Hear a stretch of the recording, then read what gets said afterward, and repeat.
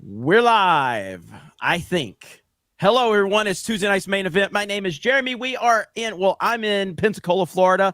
I don't have my bisexual lighting. I gave all of it to Ryan. There's no video? So I fucking said that, Jay. It just came on the screen that we're live right now, so even your opening didn't get heard. Let's just start over again. We are live. Jay, did you just play audio? Like, I heard it. I didn't play. I'm not that smart. I don't have that stuff in front of me. I was just going like this. Jay messed everything up. It was a really good opening. I was about to roast Ryan, and then you interrupted, and now we have to start all over. It was all about, gay bathhouses and everything. It's all about round-the-clock sex. It's all, come on, man. 221 Big Tactical. Get your Geeks and Gamers out. Listen, I want to hear from a real president, okay? The one that knows how to pronounce words. We are also praying for the people of Puerto Rico. We love Puerto Rico. No. That clip is so... I have never seen that clip. It's like he's running out of breath. He's so good. It's like he's recovering from COVID. He can't really get a full breath in. Remember when Trump had COVID and he had to go to the hospispital for a little bit, and when he came back after like a day, everybody was just like close to look at every breath he took. Yes, and it's like it looks like he's struggling to breathe. You know what I mean? Yeah. We did that walk across the White House lawn. They're like, wow, that old man, he's breathing kind of heavy. Well, you guys have been telling us he's 80 pounds overweight for 4 years. Maybe that has something to do with it. Anyway, it's Tuesday night's main event. We are live, and we got a lot to talk about. And first things first, we're going to talk about Ryan's background. How much work did you put into that, Ryan? I put up 2 lights. It just looks like Josiah's background. Stunning and brave. Yeah. I think Josiah has like a sign or something up. He also has a cat that lays on his light all the time. You gotta get. I'll put something up at some point. I've just been fucking busy, so I haven't had the chance to. Josiah had that plug that was barely holding on, like it was all stretched out super tight just to get that light on. You could see it sparking. It was a fire hazard. Big Tasty is letting you know what it looks like. Look at that avatar, man. Look at you, Big Tasty. You fuck. But I'll put something up eventually. It only really matters for streams. When I'm recording videos, it doesn't. I could be in a fucking bathroom. I could be on the fucking toilet and no one gives a shit. But it's during live streams where it's a big deal. I think you have been when you've been on the on the road. I mean, some small rooms, that's for sure. Shaker Maker says Ryan's background proved Geeks and Gamers is going bankrupt in 2023. I mean, true. You're not totally wrong.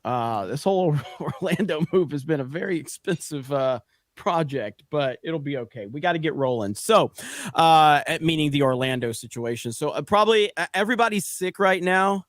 Every single person except for me that is Geeks and Gamers in Orlando is sick. Except I guess Jay, you haven't been there though. You just got back to town. I was even in like Vegas, Joe was sick. So yeah, it's crazy. But we'll deal with it. Krista is backstage. She's not feeling well. My Nerdy Home is not feeling well.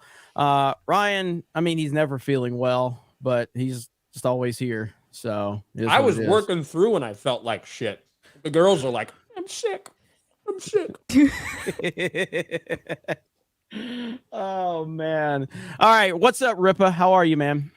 I'm all right, man. Fucking working like usual, same old shit. I got done with a 5-hour stream before I did this. We streamed a little bit of Forspoken and what have you. But other than that, man, I've just been busy like a motherfucker, man, with Riververse shit, trying to gear up for this. Like, I can't even just everything really is what we're gearing up for. It's not just with ISOM 2. It's just so much is happening all at once. So we've been just grinding, man, working nonstop with that shit. But aside from that, obviously it's good to be part of another Tuesday night's main event. So I certainly can't complain. We got a lot of news and shit we can talk about. So it should be fun. Did you pay for that special no dialogue feature of Forspoken, Rippa? Is that how you're suffering through? You can at least you could put the dialogue, well, not the dialogue itself, but you can put her talking to the cuffs. They have an option for that. It's called minimal, and you can basically literally have her not speak that much. Every clip I've seen of that looks fucking terrible. Yeah. Like it not in terms of like the gameplay experience, in terms of the interaction between the main character and the Jarvis, basically. Yeah, it's basically just cuffs. Yeah, she's chatty and not sure what kind of direction that they were going in, but yeah, that's kind of what it is. Gameplay itself is all right for the game. It surprisingly runs. I haven't had any problems running it at all. Like we haven't had any crashes or anything. So at least that they have that certainly going for them as far as the gameplay. But yeah, if you're a dialogue person that gets like immersed in that shit, then yeah, it may not be for you. But I don't give a shit about that. I don't LARP for games anymore, so I don't really give a shit about that. I just want to play the fucking game. Just had a good interview on your channel, though. Oh yeah, we did talk to Carl Lynn of Limited Run Games. I almost forgot about that. I think I saw her in the chat. She's right here. Yeah. What's going on? Yeah. Big shout out to her. Yeah, if you want to see that interview, she gave us some certainly insight on her experience. She has the spirits up, man. She's doing great. But yeah, she was. It was a fun interview. I'm obviously honored to just that happened to be the first one that she did since this whole ordeal. But I'm glad we can have her on again, giving more insight to the audience about what happened with the experience. And I think she's gonna certainly find on our side of the kind of like aisle is gonna be very supportive of her efforts. And yeah, there's that. And also, let me say this has nothing to do with this, but just because for whatever, like I'm gonna put him on blast because I think he's doing some host shit. Fuck Comics Drake. And I want everybody, you can clip it and you can send that pussy this video because apparently this motherfucker is talking noise and text to his audience when this motherfucker was in my email years, not even that long ago, when I used to talk about the same shit that I used to talk about, saying that he wanted to link up. He understood that him and I was on different sides of the like aisle on certain issues. And because he lives out here in Dallas, apparently. And it was all good. And now all of a sudden, I guess his ISOM came out and it had all this success. Apparently he's talking noise, like on some, like not only just about myself, but the audience and everything in that regard. So you can clip it and tell him I called him a bitch ass nigga and tell him to keep my motherfucking name out his mouth if he gonna do that kind of grimy ass shit. So there's that. Hell yeah. With that. Is that Comic Drake? Is that who you're talking about? Yeah, Comic Drake. That's exactly who I'm fucking referring to. The guy, dude, he's kind of skinny white dude with hair that usually looks like Gothix. Co-signs basically everything fucking Marvel or DC does. All that type of weak ass. I just like that two-facey shit. Like that's one thing I cannot stand from people. And I got all the receipts. It's not like those emails ever went anywhere. So we have all of that. So, I might have to put them on blast like that, but I don't like to air people's dirty laundry out. But if you're going to like talk down and then do like the two-faced shit, like, oh, I'm a hot side to the audience, but I'm going to approach him with some different shit. That's one thing I can't stand from really any individual. If you're going to act different on the internet, don't be that fucking guy. So fuck that guy for that. Hell yeah. And to Pay King in the chat, you're in the wrong fucking stream. Right? You're in the wrong. Go to my live stream on Saturday. Got one more drunk 3PO viewer. That's right. Oh man, I like it. We need to open like that every week. So Ripa, I'm just gonna get somebody to piss you the fuck off. So we can have for the people that think the easiest thing to do is to just being mad at something. That's the easiest way to views or clicks. Nah, you do it that. I almost called him a game of words, y'all. Yeah. That was so you look at the way these people unhinge their jaw and swallow the cock of Marvel and DC, and you see the access they get, the free shit they get, the views they get. Star Wars, same thing. Like, yeah, please tell. It's so easy just to hate everything. Come the fuck on. You see the views those people get. Yes, exactly. That's 100%. Where the views are. That's really with anything. Star Wars. I'm sure all of you guys got the same experience. If you want, it's just insane that these guys act like we say what we say because we don't really believe it and it's just for views. And I'm like, dude, y'all co-sign essentially everything that these companies do, and that's where all the viewership is. If we wanted the views, that's all we would do. We just say anything positive about these particular brands, and that will get you far more viewership than actually being critical of it. It's always been that way, and I don't know what fucking fantasy world that they're living in. Yeah. Hell yeah. Well, Oh, Kari gotta Lynn's love it. called me out. So now we got it. Now I expect you to follow Ripa's fire opening, Jay. So Drunk 3PO, how you doing? Good. Good. I was at Vegas SHOT Show. Never seen so many guns in my whole life. Can I say that on YouTube? I don't want to mess things up. I but think you can say I've seen guns. I believe. Yeah, that is yeah. acceptable. It was such a unique experience to see all that. So that was pretty wild. Appreciate Nine Line for putting me up there, and you know, so that was fun. That's why I probably didn't get sick, and everything is good. Everything's good. Good job, Jay. Right. Jay's like, I probably didn't get sick because I was around 100,000 people instead of just 4. It was cold there. Only Jay. Only Jay. No, everything was good. Everything was good. You happy?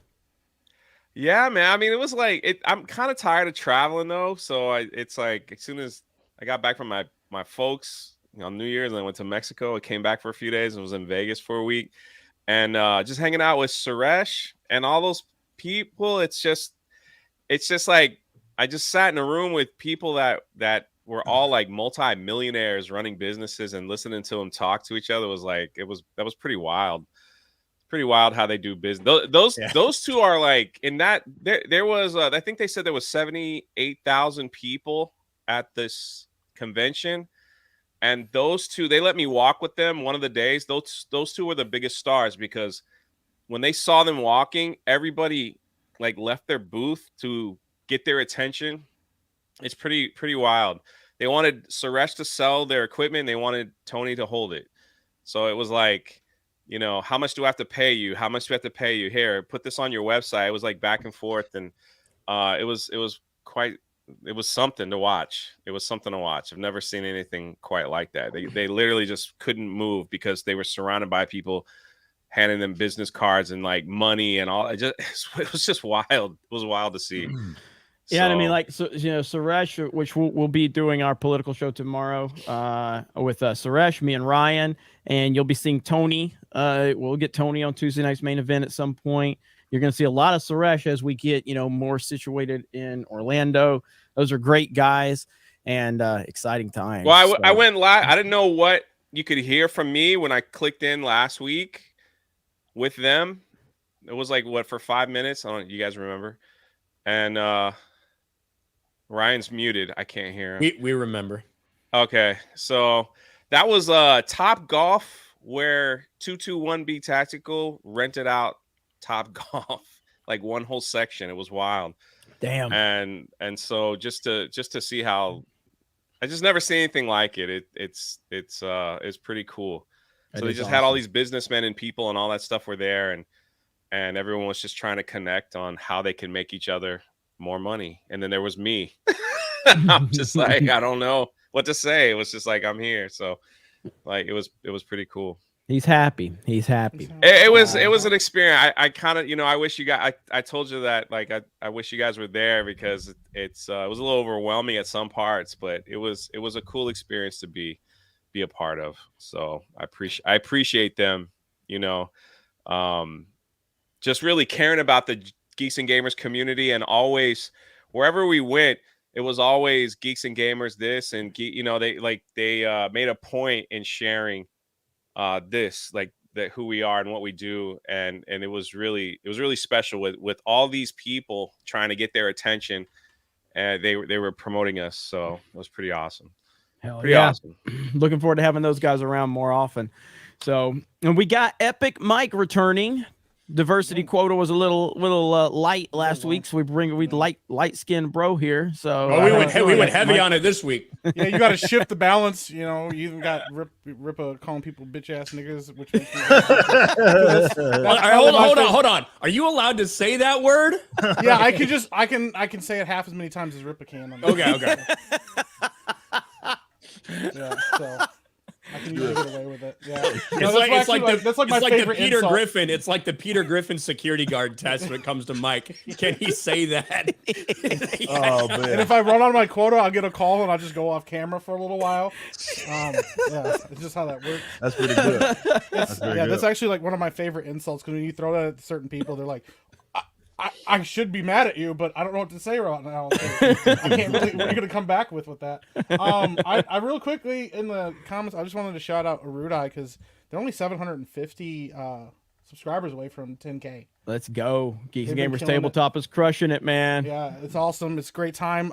We're one of the only streams right now active, like watched live streams, that has a fully evil party that has just completely embraced the evil. So it's actually been a great time.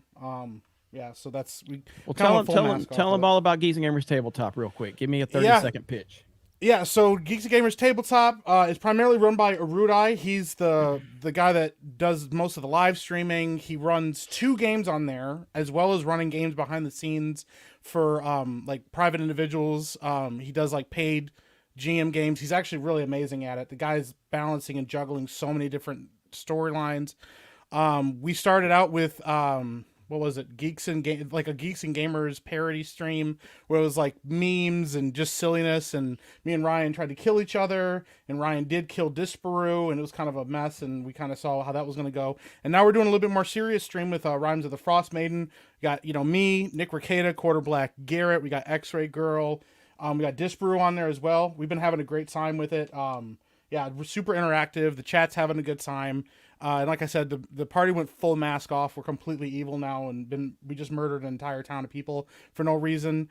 So you should go check that out, because the context of it is, it's hard to explain how fun it actually is. It sounds a lot worse than it actually probably looks on stream. But yeah, it's been a really good time. And like I said, I just have a lot of respect, because Arudai is working his ass off to get that channel doing as well as it has. And, it's a lot of work as a GM to run these games and stuff like that. So I don't know, man. I got a lot of mad respect for him. And it's just it's also a good community to hang out with. So I'm proud of you guys. I'm proud of Arudai. He's done a fantastic job. So shout out to him. You guys dropped that link. So we can ignore whatever he's saying in the comments now, though. Don't worry about what he's saying now.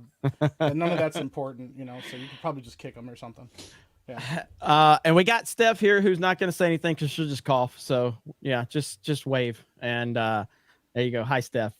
And returning for the first time in a long time, and she already has some fans in the chat right there.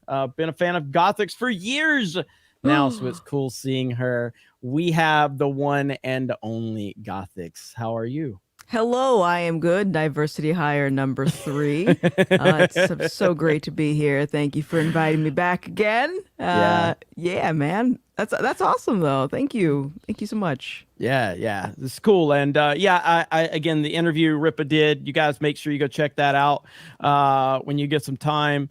And it's really cool. And just seeing her in the chat now, so I hope she's enjoying the show. We got a lot to talk about. We're going to talk about Mark Hamill and this whole situation with liking a tweet. There's a couple super chats, so we'll knock a couple of those out. And I want to hit this one real quick. I saw your comment on my video, by the way, too. Jeremy, is the reason you're siding with Daily Wire is that you're trying to get in bed with them, since Ryan was at the event in Nashville and said that he was making connections there with some of the Daily Wire. Well, I mean, not that it's really like I made a video over on D-Day Cobra. There's a very tribalistic response to it, which is totally fine. Want to talk about that? Like, since there's an elephant in the room, we could talk about it. Let me show this real quick. So we can be on. I mean, let's all lose some subscribers. It's so fucking stupid. So let me show somebody. So just so I can address the nonsense, okay? Does this look like the actions of someone that is pandering to the Daily fucking Wire? I put Trump 2024 when it said, why are you unsubscribing? I put Trump 2024.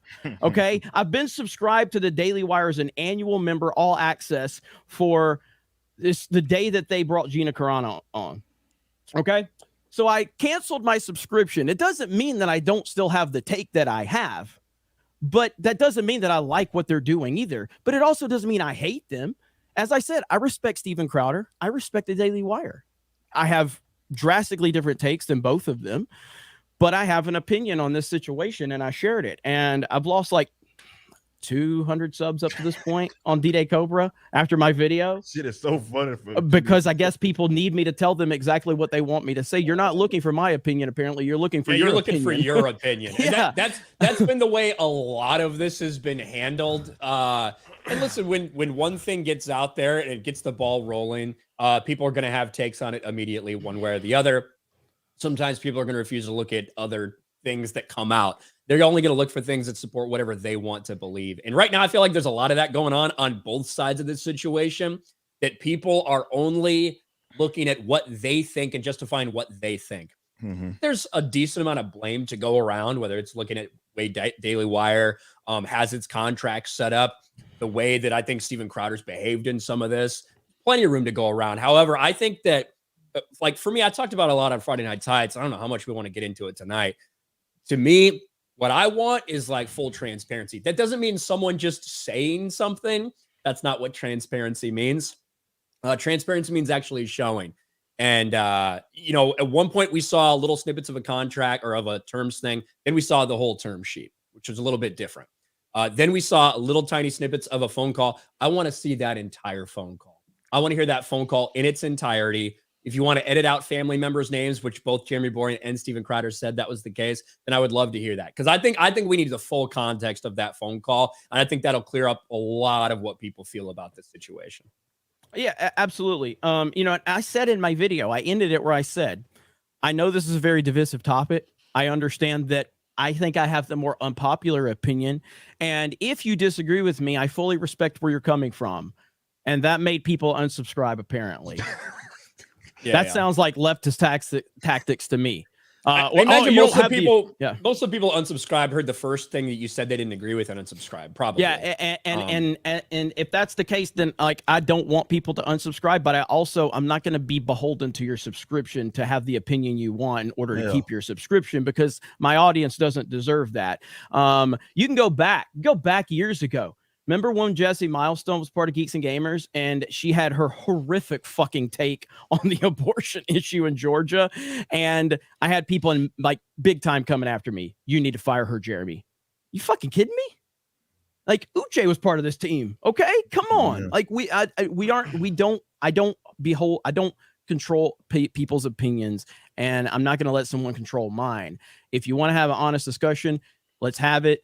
But I'll never tell you what you want to hear. I'll just tell you what I think, and then you can do with that what you want. But it's just like the Mark Hamill thing right now. Mark Hamill liked the fucking tweet, and these psychopathic Star Wars freaks, these SJW freaks, are just coming at him. Like, and these are the same people. They agree with 99% of everything, and that's kind of where we're at. Everybody in my comments were like, Jeremy, I love everything you say, but I can't ride with you on this one. Welcome to life. Okay. Yeah.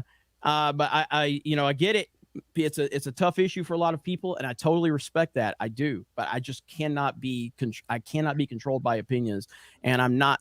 Do I want to have a business relationship with Daily Wire if that's an opportunity for us? Yes. Does that mean I'm going to bend the knee? No. Do I want to have a relationship with Blaze? Yes. Does that mean I'm going to bend the knee? No. Do I want to have a relationship with Crowder at some point? Sure. Doesn't mean I'm going to bend the knee. I'm going to give my opinion, and then the chips will fall where they may.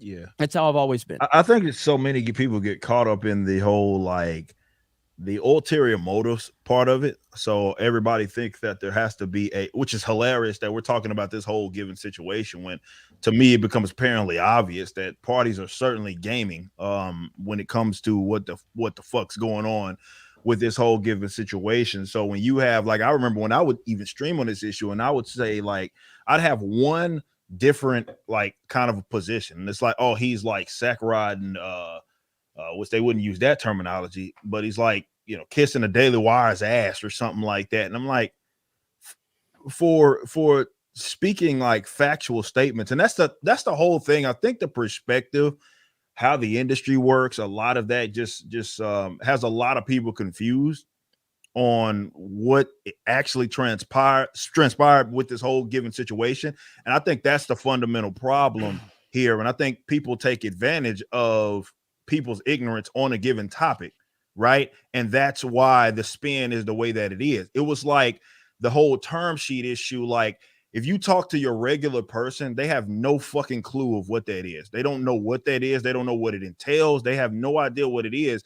And now we have people, again, that's the gaming part of it, that use that term basically synonymous to contract. And it's never been. Anybody in media will tell you that. But if you don't know that, of course, you're going to think one way. And that's just one given like kind of scenario with this whole shit that just people can't possibly see it from a different angle because they don't even understand what the hell is going on. And even people who might be familiar with contracts, but not media contracts. Yeah, that's a good point. They're completely different from, like, you go work at the fucking Kroger's packing produce and shit. Like, you might get an offer letter or something. It doesn't work like that in the media. And I say that from experience because I've been there. Like, I've been there on really both sides of it, but I've certainly been there with, like, you know, turning down $1 million deals or like giving like media actual term sheets, like all that. Like, I read one, for example, to my audience to just give them kind of context of what these actually mean.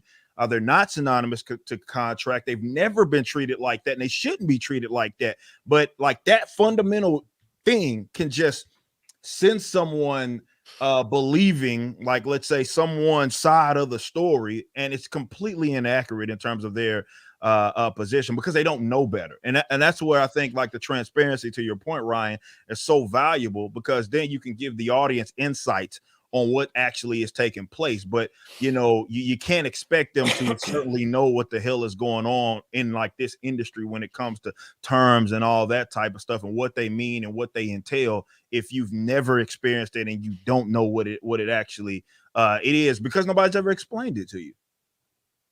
Yep, 100%. And it's just like this whole thing is just that I respect both sides of the argument where people are coming from. There's a lot of passion on both sides of it, and I don't care what your opinion on it is. It's not going to impact where I look at it.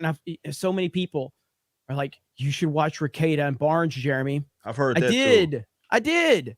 It's a great stream. I like how they suggest the people that they agree with. Yeah, I know. Yeah. Should I watch Viva as well? Yeah, exactly. Interesting. Yeah. Yes. Shout out to Barnes and Viva. I mean, Barnes and Ricada. We've had both of them here, and like, I disagree with them on certain issues as well. Like, I want to be very clear. Like, lawyer does not mean you know fucking everything, and they'd probably tell you that certainly as well. Definitely on a given topic. Like, certain lawyers, like whether it be an IP lawyer, is different from, like, I work with an entire firm for the Riververse, for example. Like, everybody's going to have their opinions on how something goes down. And that just because, you know, that doesn't mean that you understand what certainly is going down, or that your, let's say, your word and your breakdown is gospel, because it's not. You know what I mean? And that's exactly what it is. Like, this person is giving me a position that validates what it is that I want to believe, and therefore you should listen to them. And it's like, it's not as black and white as that. It's never been that way.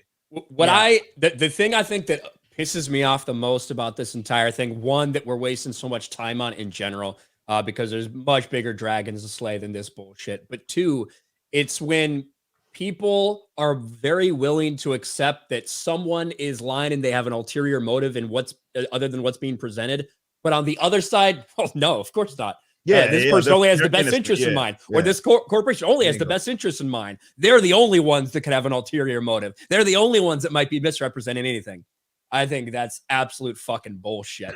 I think both these parties have plenty of reason to present it in a way that is very favorable to them. Of course. And I think for anybody to ignore otherwise, maybe it's just because you want to only see that.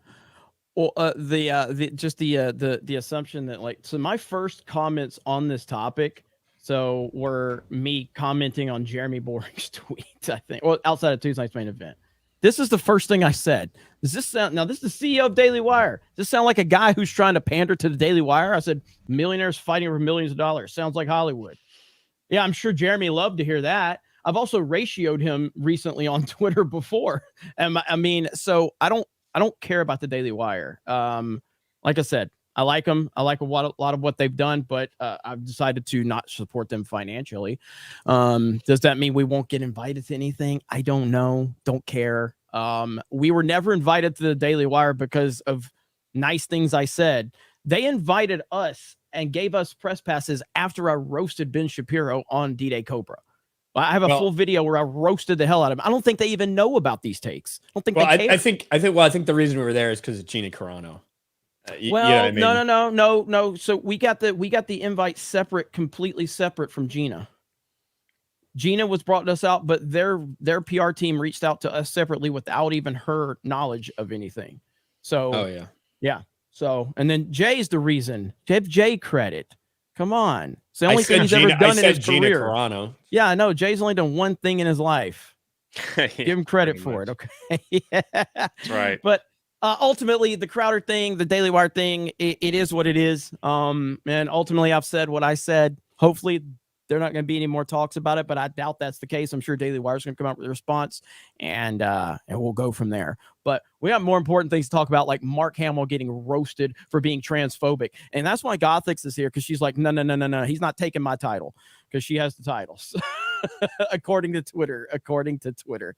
So before we do that, Ryan did a video on that, Quinn. Ryan did a video on the Damar Hamlin clone conspiracy on Sports Wars.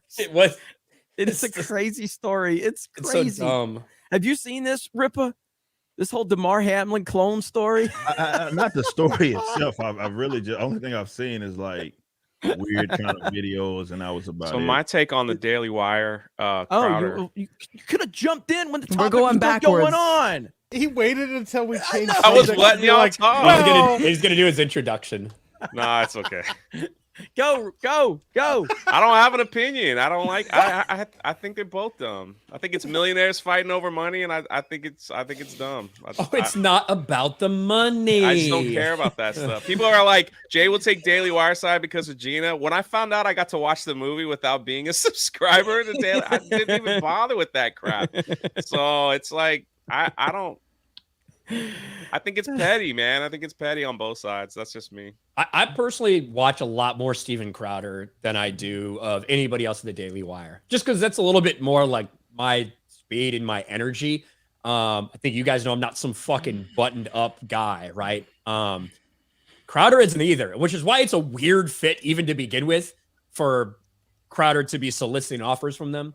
But I got to call it as I see him when it comes to this one. I got an opinion before we move on to transphobia. So I too am really out of the loop with this Daily Wire stuff, because honestly, I cannot be bothered with people bickering over dumb shit.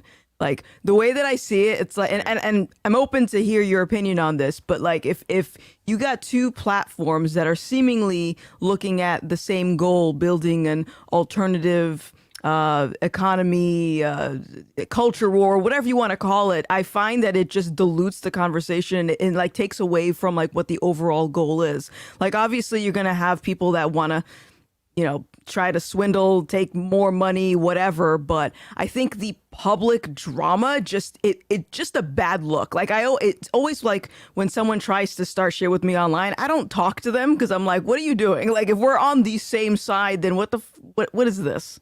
That's how I look at it.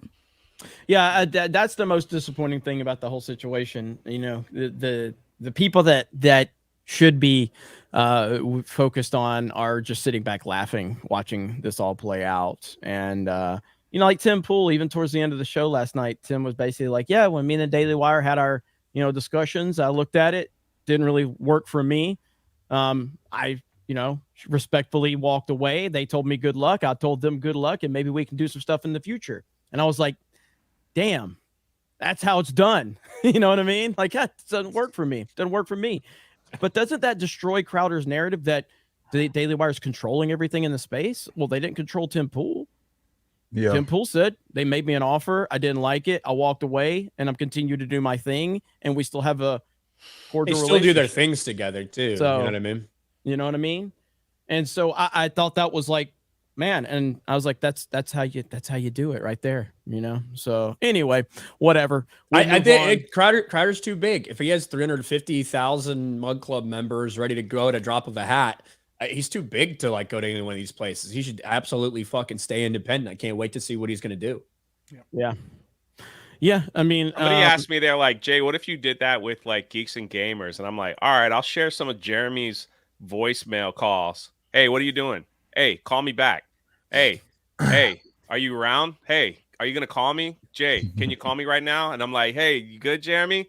Yeah, what are you doing? No, I'm doing it. All right, cool. Keep up the good work. That's basically all we ever say about twice a month. Dude, I had people in my comments going, well, Jeremy, what about all the money you make from the Geeks and Gamers people you've hired? And I'm like, I literally make no money from their channels. None. What are you talking about? I have no NDAs. I have no contracts. Maybe I'm a fucking idiot, but I'm not going to sit there like Crowder's playing like he's this dumb businessman. He's not. He's a smart businessman. I'm the idiot. You know, but I did like that he confirmed that his half Cuban, very far right agent, you know, gave a counter because it. Now you like how he slipped that in there. Like I like how he fast. He just I like how he slipped it in there. That there was a big money up in the counter offer. Yeah, just slipped that in there. Was talking fast to him. I was like, wait a minute, that was a kind of that's a pretty big important thing. That was a pretty big thing, and we just glossed Tim didn't challenge him on it or anything. Nobody challenged him on that fucking specific part. And that's the thing that got me. Like Luke tried a couple times.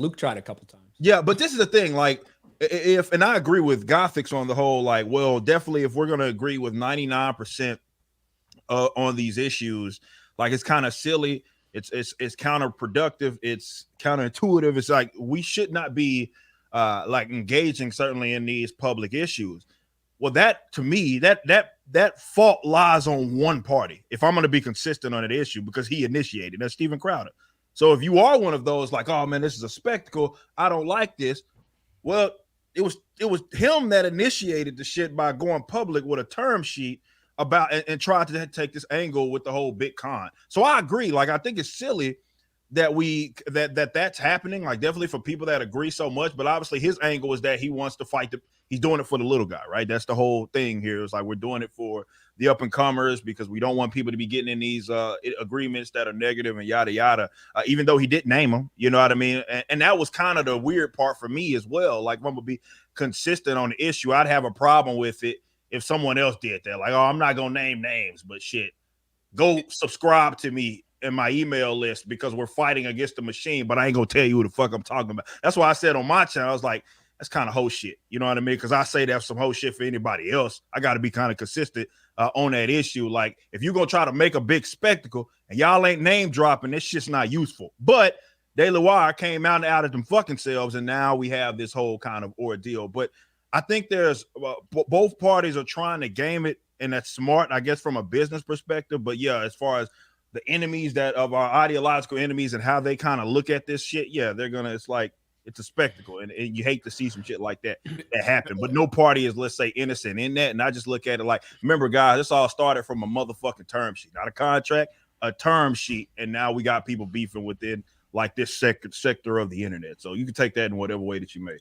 The other crazy thing too is it's like I can probably count like what 7 or 8 people that are actually like connected to the Daily Wire, like in terms from like a host thing. Like other than Brett Cooper, I don't know what like young up and coming people are signing with Daily Wire. I think she's the only one that we can say that they created. Like, you know what I mean? Like they, yeah, like she came in, she didn't have much of a following, and then after that she had yeah, following, you know? And so that's what I mean. Like legitimately, Geeks and Gamers has more people like connected to it than Daily Wire does in terms of like hosts, content creators, that type of thing. Which is just why it was a weird, like when I think about that, I think more about like the Blaze when I look at the different talent that appears on air that does different shows. It feels like Blaze has more people like that than Daily Wire does. Daily Wire seems very focused on, 6 or 7 individuals. And but maybe I'm just ignorant. Maybe I just don't know. And if this is all about fighting big tech, why is Crowder not on BitChute? Why is he not on Odyssey? Why is he not? Why did he only go to Rumble when he couldn't be monetized for? Why did it take all of that? Why haven't you been on BitChute since day fucking one? You know what I mean? Point. Let me address this in the chat because again, I know where people are getting this false information and it's not the case. Someone said all contracts are term sheets. That is objectively false. Like that's not true. Now, what if a term sheet is there's something on it that requires you to sign it? Usually, it's the confidentiality. You're not. It'll say explicitly in there that you are like, this is not a binding agreement. This is essentially to launch the conversation. So I know that there was, and I think Barnes brought that up because someone brought that up with me. Like, well, basically, if you sign it, it's effectively a contract. I was like, it's not it wouldn't be a term sheet then. It would be a contract. It wouldn't be a term sheet. But that's the inexperience of it all, of people having not been on that side of the table. Doesn't matter if you're a lawyer. You haven't been on that side of the table. Like, I have gotten so many term sheets over the last, definitely since the whole COVID situation, right? They're all non-binding agreements. If they do have you to sign something, it's specifically in regards to confidentiality. And I got lawyers, ironically, the same one that fucking Crowder has, as far as who he works with, the half-Asian lawyer, them the same lawyers that we got. I know for a fact that the guys in the firm, they don't all look at the same contracts. They don't even come from that same knowledge base. Right. And it's like, they're not the same. They're not. And it's such an important distinction to make, especially if you are an individual that has aspirations to get in communications, network, platforms that are like, it doesn't matter who you're negotiating with. You had better well understand the difference between those. Because when you get a term sheet, nearly everything it is negotiable. I say this from experience as a guy that has denied a lot of term sheets, but also because I do stuff with the Blaze. That shit took a year for even the contributor agreement that we got. That took like a year to happen, and it looks nothing like what the initial term sheet looked like because the whole thing was up for negotiation. That's a standard, right? That's a standard, no matter if it's conservative media you're working with or those fucking hacks over there with Fox or anybody like that. Like, that's just the factual kind of information. But again, if you don't know that, then how can you make a claim that's of like not out of ignorance? And that's my whole thing, and why I hate that we kind of both parties are talking at each other. And it's like, do you know what a term sheet is? Do you know what the contract is? We don't know what's being said behind the scenes and all that, and we're all left to have our own fucking individual opinions. And some people like them and others don't. And Jeremy had to find out the hard way that you get unfollowed, even if you can even take a more neutral position. And you're still gonna fucking get unsubscribed. It's like, man, that's the game, right? I guess I should have put in there that I'm unsubscribed from Daily Wire in my video. It wouldn't have mattered. It wouldn't. And then you had got another 200 from people that thought you should have been supporting Daily Wire. It wouldn't have mattered. I know. You're either with me or you're my enemy. My favorite part is that there's a lot of people in chat that want us to move on, and I hear you, and we are. But most of them that want us to move on, we're talking about all the things Jay is daydreaming of. I know. I'm like, what is that? Jay is a walking, living meme. I don't even say anything, and like the whole chat's like, Jay's retarded. He's an idiot. I'm like, I don't even say anything. Damn. Yeah, it's brutal. Makes you feel wanted, though, right? You're included. At least they're acknowledging. That's all good. If it makes them happy, let's all be happy. Well, I'll let you introduce our next topic, Jay, because you made a video on it. Mark Hamill. Yeah. Go for it, Jay. I love it because all you have to do nowadays is like a tweet, and they'll come after you with everything that they have. I think it's hilarious. I think it's funny. And let him fight it out. Let Mark Hamill come back and grovel and say, I'm sorry, guys, I did it again. And let me backtrack, because this is what these cancel culture people do. They hunt you down. They watch. They make sure you say everything correctly. They make sure that you're not liking tweets. They make sure that you're not commenting. They make sure you're not following anybody. It's unbelievable. One like tweet, and people are like, oh, get rid of this guy. He's an abomination to our cause. It's just unbelievable. To me, it's comedy at this point. It's laughable. Like, this is where imagine living your whole life scared to like a tweet because people will come after you. Like, what? How do you live like that? It's unbelievable. Go ahead. Yeah, you know what? I'm gonna do in honor of this. I'm gonna go like the last tweet from Crowder and the last tweet from Daily Wire, just so I can piss both of them off. Okay, so go after me for like tweets on that. But in terms of this, Mark Hamill is a leftist psychopath. Okay, he might be worse than JK. He might be, and she's bad enough. But Mark Hamill is completely insane, and I've been saying this when he shared the nude pictures of the president's wife, like I was like that. I wasn't complaining. For me, oh, I know you weren't, but I'm just saying, like, it was just bad.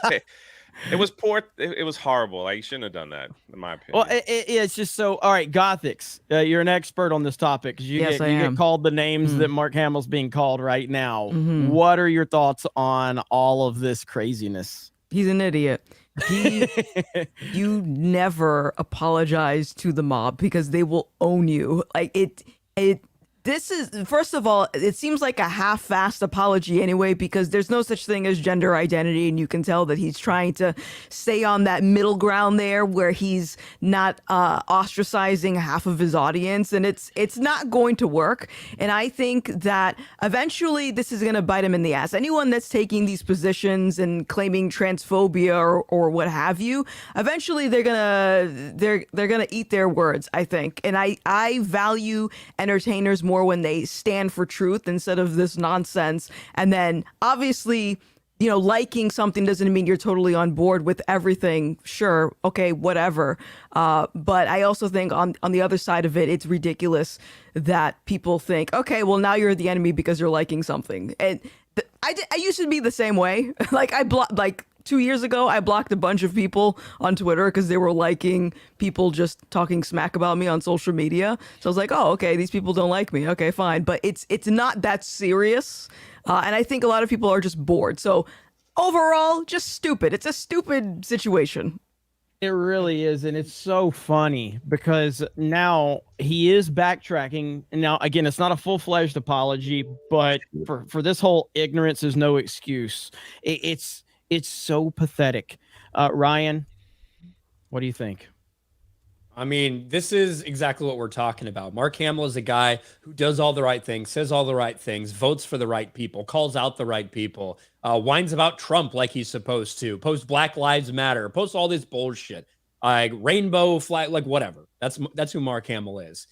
But he did one tiny thing wrong. It's that he liked a tweet from one other person who also believes all those things, who also is totally in lockstep with the woke mob, except about biology. She supports transgender rights. She said, I'll march with you, trans people. I want you to be happy and live your best self. But I think there's a difference between trans women and biological women.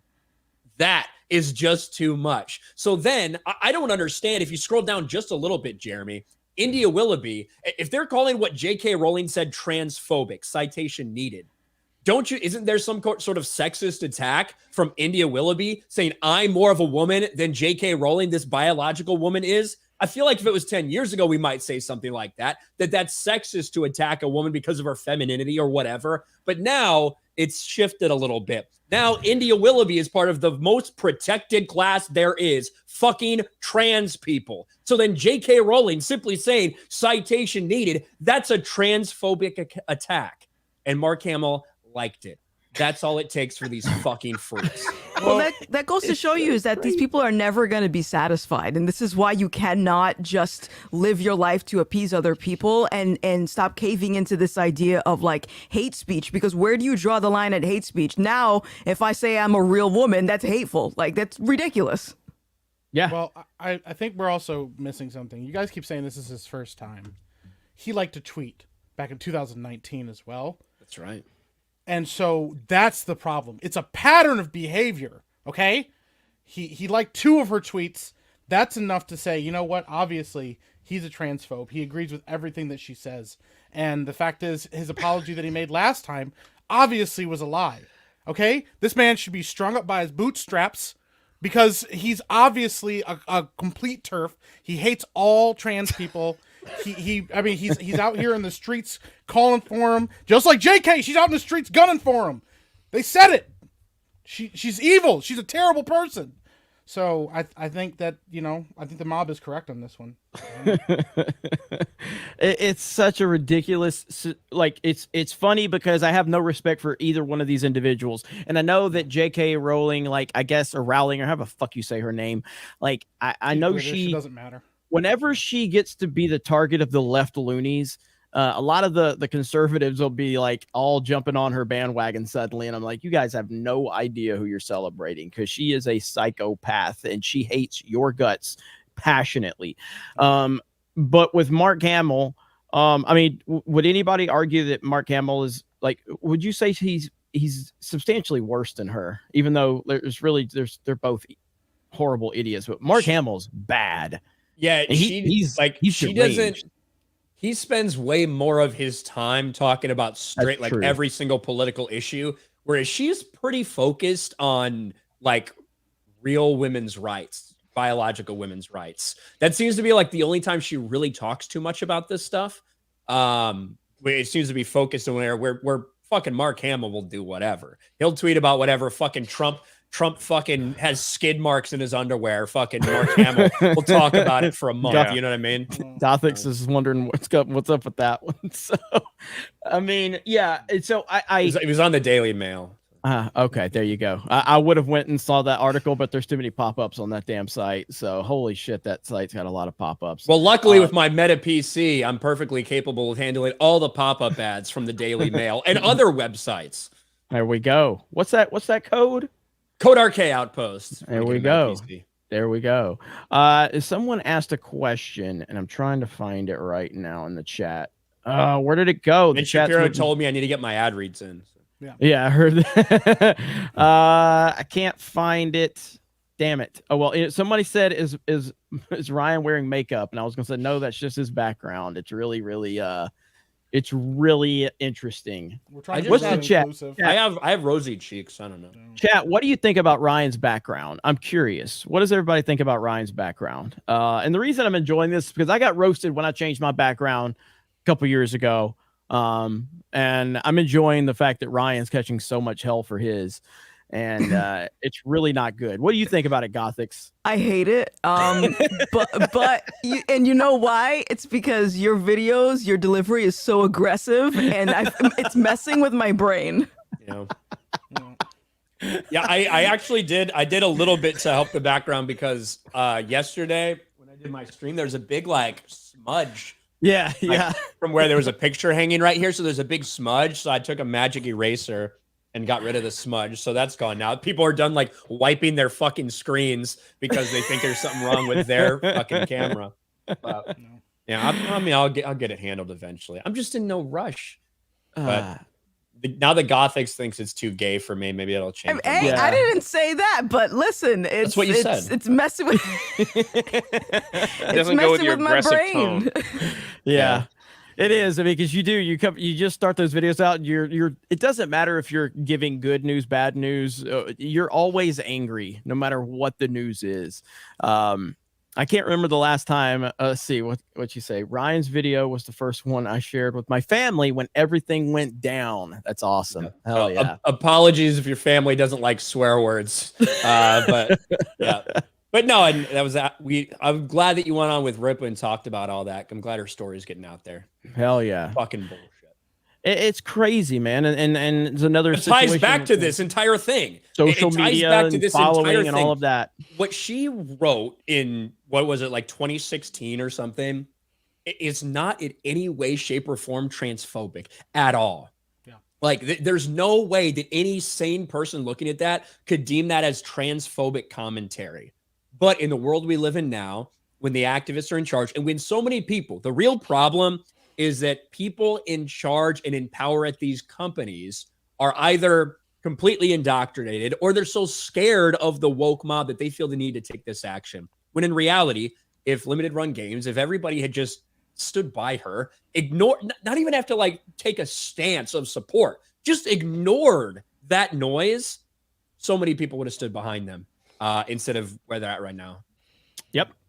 Well, I've talked about it many times about how, you know, being a fan of a lot of these YouTube channels from back in the day, you know, basically prior to The Last Jedi coming out, places like Collider and Schmozno and all these places, seeing how now that the channels that we're connected to and the Friday Night Tights and all that, how things happen with us, where Ryan has said no less than probably 500 things that if he would have said those being part of Collider, you know what I mean? At the time, like Collider would have made a statement like, we apologize. We've fired Ryan Kennel. We've called the authorities. We're going to donate to every charity.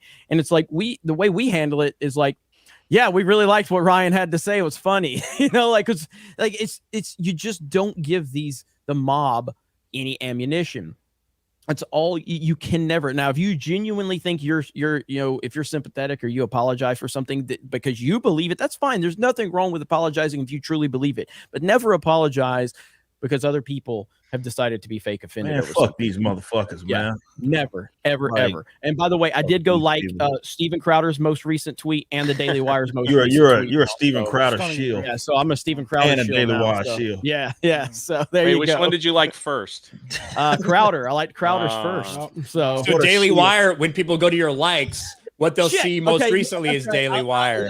I'm going to like another Crowder tweet then. Better go schedule your trip to Israel, Jeremy. Oh, Yeah. let me get Crowder next.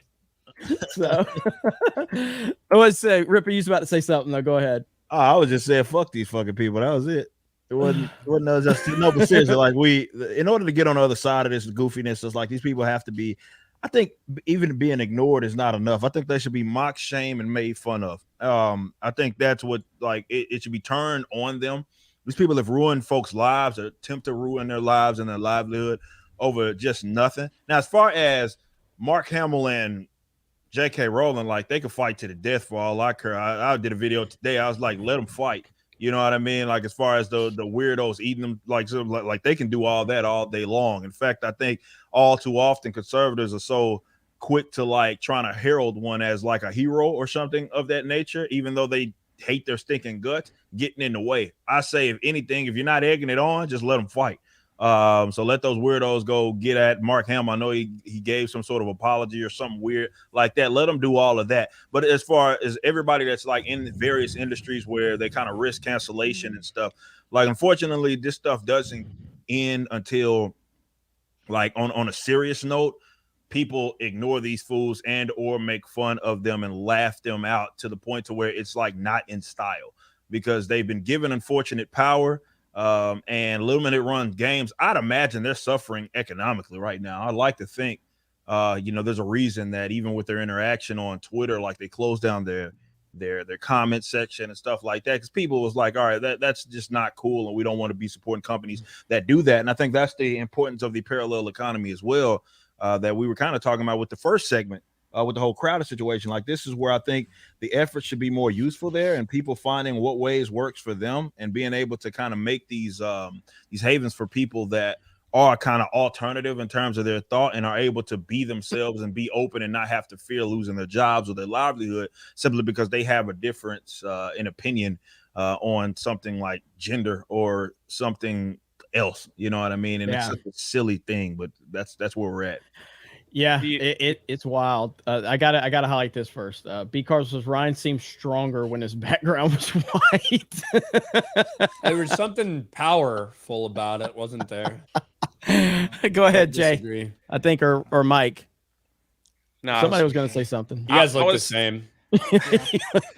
No, I was just gonna add it's crazy how these corporations take trending hashtags as like currency.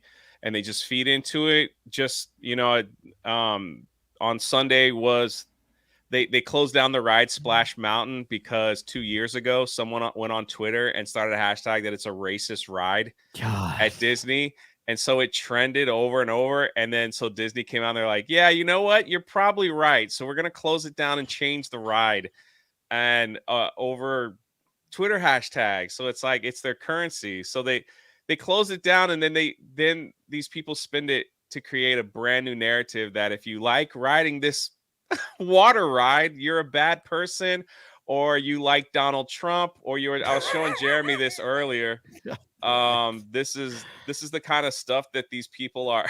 Can I share this picture? It's kind of 100%. And this picture, if is this what it really looked like? I would have been there. This is just one of many of like, see this person's like, oh, dumbasses tonight. And so they literally just Photoshop this. It's a freaking water ride. And so it's like, look, people are like, yeah, that's not even Photoshopped. Ha, yeah, that's who these people are.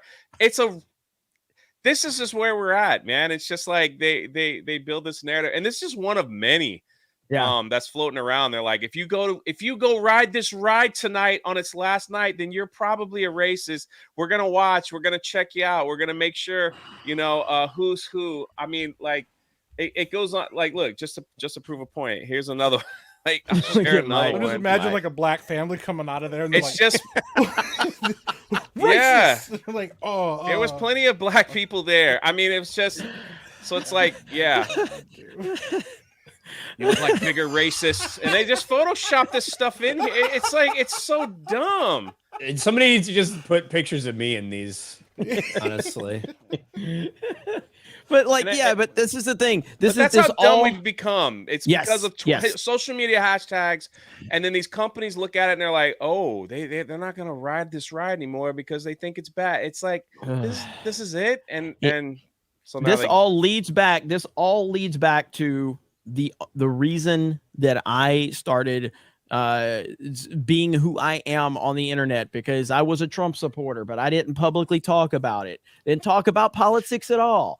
And I saw people weaponizing political opinions. And I decided you're never going to weaponize my political opinion. So I don't want to build an audience of people that will get upset because I'm a Trump supporter. So let me just go ahead and tell everybody I'm a Trump supporter, so we could just get that out of the way, so that these leftist lunatics can't weaponize my personal political opinion against me. I'll just own it and I'll benefit from it. Because I was seeing, like, so this was like 2017 after Trump got elected. And, you know, if you're in the gaming space, at that time, you did not want to be known as a Trump supporter. Holy fuck, it was bad. And even still, I mean, you probably don't really want to be known as that in the mainstream gaming space. Absolutely not. But that's what motivated me, was the weaponization of it, because their idea is, we are going to shame you. And when you stay silent because you don't want to be shamed, you are giving those freaks power. Fuck them. That's why you tell them, you can be mad. You can be mad that I'm a Trump supporter. Doesn't change the fact that I am a Trump supporter, or whatever it is you feel that you believe. Don't let them weaponize what you believe. Don't let them shame you for what you believe, because the moment you show them that they can't hurt you by using your own opinion against you, they have literally no power. They only have the power that you give them. And the moment they realize that they don't, they'll move on to someone else and they'll scream about something else. These people are freaks. They really are. They really, really are. Let's see. Nobody else got anything to add? I mean, I'm completely there with you. I was talking about Ryan to say something. I was talking to my chat today, because I was streaming some games, and I was saying that 2 years ago I had this rule that if people came into my chat, we weren't allowed to talk about religion or politics, because those tend to be the most divisive conversations. And in retrospect, that was the worst decision I made, because I think it gave people a false idea of who I was and what I was about. So once they found out I was a Trump supporter, it's like, oh, pretty much I'm the equivalent to, like, I don't know what the fancy words are these days. Not gonna say the word, but those things. Yeah. So I've noticed that the more you're open about what you believe, people tend to leave you alone, because they try to shame you into changing your opinion. And if you just own it, it's like, whatever. That's why you should absolutely. be honest. Like, if you are going to enter into, like, in any kind of commentary space or any type of public kind of space, definitely in this day and age, I would love it to be a case where that stuff doesn't matter. But if you do, like, not put yourself kind of out there and just be who it is that you are, well, you risk exactly what Gothix is referring to, and that's once they do find out, they're gonna, like, make a big spectacle of it. Like, nobody, if I come out and say, like, fuck cops, nobody's gonna like fall out of their chair and like die, because fucking anarcho-capitalists, I'm pretty open about it. I mean, it's not like I hide from that or anything like that. But if I could see where, if I was trying to cultivate this audience and not being myself, where something like that would piss a certain sector off, maybe on the opposite side. But it's like that certainly if you're entering in, like, entertainment, because in entertainment, whether it be streaming, whether it be games, whether it be whatever it is, these people are going to be, like, aggravated at you in the event that they find out that you're not a leftist. That's really that's what it is. And in entertainment, there's one approved kind of line of thought that nobody's going to make a big deal if a streamer says they support Bernie Sanders. Nobody's coming for your head for that. But if a streamer said, well, they supported Trump, then they're fucking done. You know what I mean? Like, this is why I think now it's gotten to a point to where I think people that are in hiding, it's either one or two things. Either they already agree with the mob, or it's like they kind of know where it is that they're at. And they're like, if I say something, I'm going to get canceled. And to me, even as a creative, you can't do your best work. And it has to be mentally exhausting if that's how you have to be, where you're not someone that you can't be yourself, because being yourself is going to, you fear, get you ostracized by your company, ostracized by your audience, whatever it is. And I couldn't imagine being under such constraints, and that has to be mentally exhausting. Yeah, absolutely. The constant jumping through hoops and wondering if this opinion, gonna like whatever. It's just it's wild, man. And not for me. But yeah, that's what these Twitter is such a disaster. And on that point, I do want to kind of segue into the next topic of I didn't tell you guys we were going to talk about this, but I saw a lot of people asking about free the chat. Quartering, free the quartering, free Brittany Venti. So this is to me, obviously, I really enjoyed the whole meltdown when Elon bought Twitter. And look, he has done a lot of good on Twitter. There's just no doubt about that. Twitter is a better platform with Elon Musk than Jack Dorsey or Vagina running it. That is 100% a fact. But at the same time, while it is a better platform, it's suffering from the same problems, just a different set of people now. And we've seen this recently, but this whole situation with this person named Eliza Blue, who I've been aware of her, but not like next level aware of her. Obviously, she's kind of a darling of a lot of people in the conservative space. And then obviously she's friends with Elon Musk. And she's recently been kind of going hard on the anti-Andrew Tate thing, which so has Brittany Venti. And Brittany, I guess, there was a music video or a picture that that Brittany asked her about in good faith, right, Ryan? It was a good faith, like she was asking it in a respectful way. It wasn't like, from what I understand, from what I remember from Brittany's explanation, she couldn't DM Eliza, so she asked her and tagged her on Twitter. Yeah. Eliza Blue's entire thing, and it has been ever since I've been aware of her, is a very staunch anti-trafficking, anti-child predator, anti-CP, like that type of thing. And that's how she has gotten really big over the past couple months on Twitter specifically, because Elon Musk was paying attention to some of her tweets and interacting with her about getting CP removed from the platform, stuff like that. But one question a lot of people had is, we never quite really heard her whole story about how she was trafficked and all that stuff. A lot of people are probably just going to give you the benefit of the doubt until something like this comes up. But a music video that was 6 or 7 years old popped up, and it was World Star, baby. World Star hip hop, and it was Eliza Blues, and as Eliza Blue at that point, she was going by Eliza Plays or Eliza Slays, some other name. And I mean, it was a pretty slutty music video, like it was. She was, showing the good, she was dancing and all this stuff, and that in a lot of people's minds seemed to be after when she was talking about some of the trafficking incidents. People weren't quite sure the timeline. So it's like, this is very strange for this to pop up. Brittany Venti took a screenshot from that and shared it and asked Eliza about it. It got taken down and reported. Eliza made a tweet about it saying that a non-consensual photo was posted of me. Yeah. I'll be taking legal action. There were people that say I reported this for basically spreading of some like revenge porn type of thing. Even though it wasn't a nude picture, even though it was a screenshot from a publicly available, music video. It still is. It still is. And there's a lot of stuff out there, and a lot more stuff is now coming out. But seriously, Brittany Venti gets, locked out of Twitter. The Quartering asked a similar question with an associated screenshot. He got locked out of his Twitter. Now, that's a pretty big fucking deal for the Quartering to get locked out of his shit. And Elon Musk has been interacting a lot with her. There's good reason to suspect that maybe Eliza knows someone at Twitter and is the reason that this stuff is happening and not getting overturned on appeal, because there's nothing about those pictures that anyone could possibly consider ban worthy at all. Yeah, absolutely. And as I tweeted out, the Quartering has helped so many creators whenever something happens, whether they get strikes or whether they're in trouble. He's looked out for more people than I can even remember. And including me.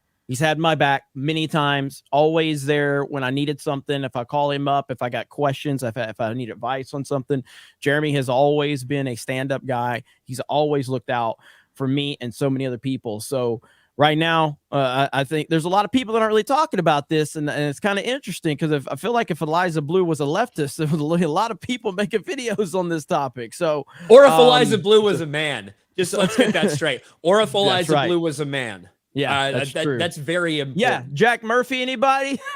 You know, like, so well, let me say this, because I've had Eliza on the show. I think I'm probably the only have one you? That yes, I've had Eliza on For Canon's Sake. So I'm probably I met her. I didn't even know that.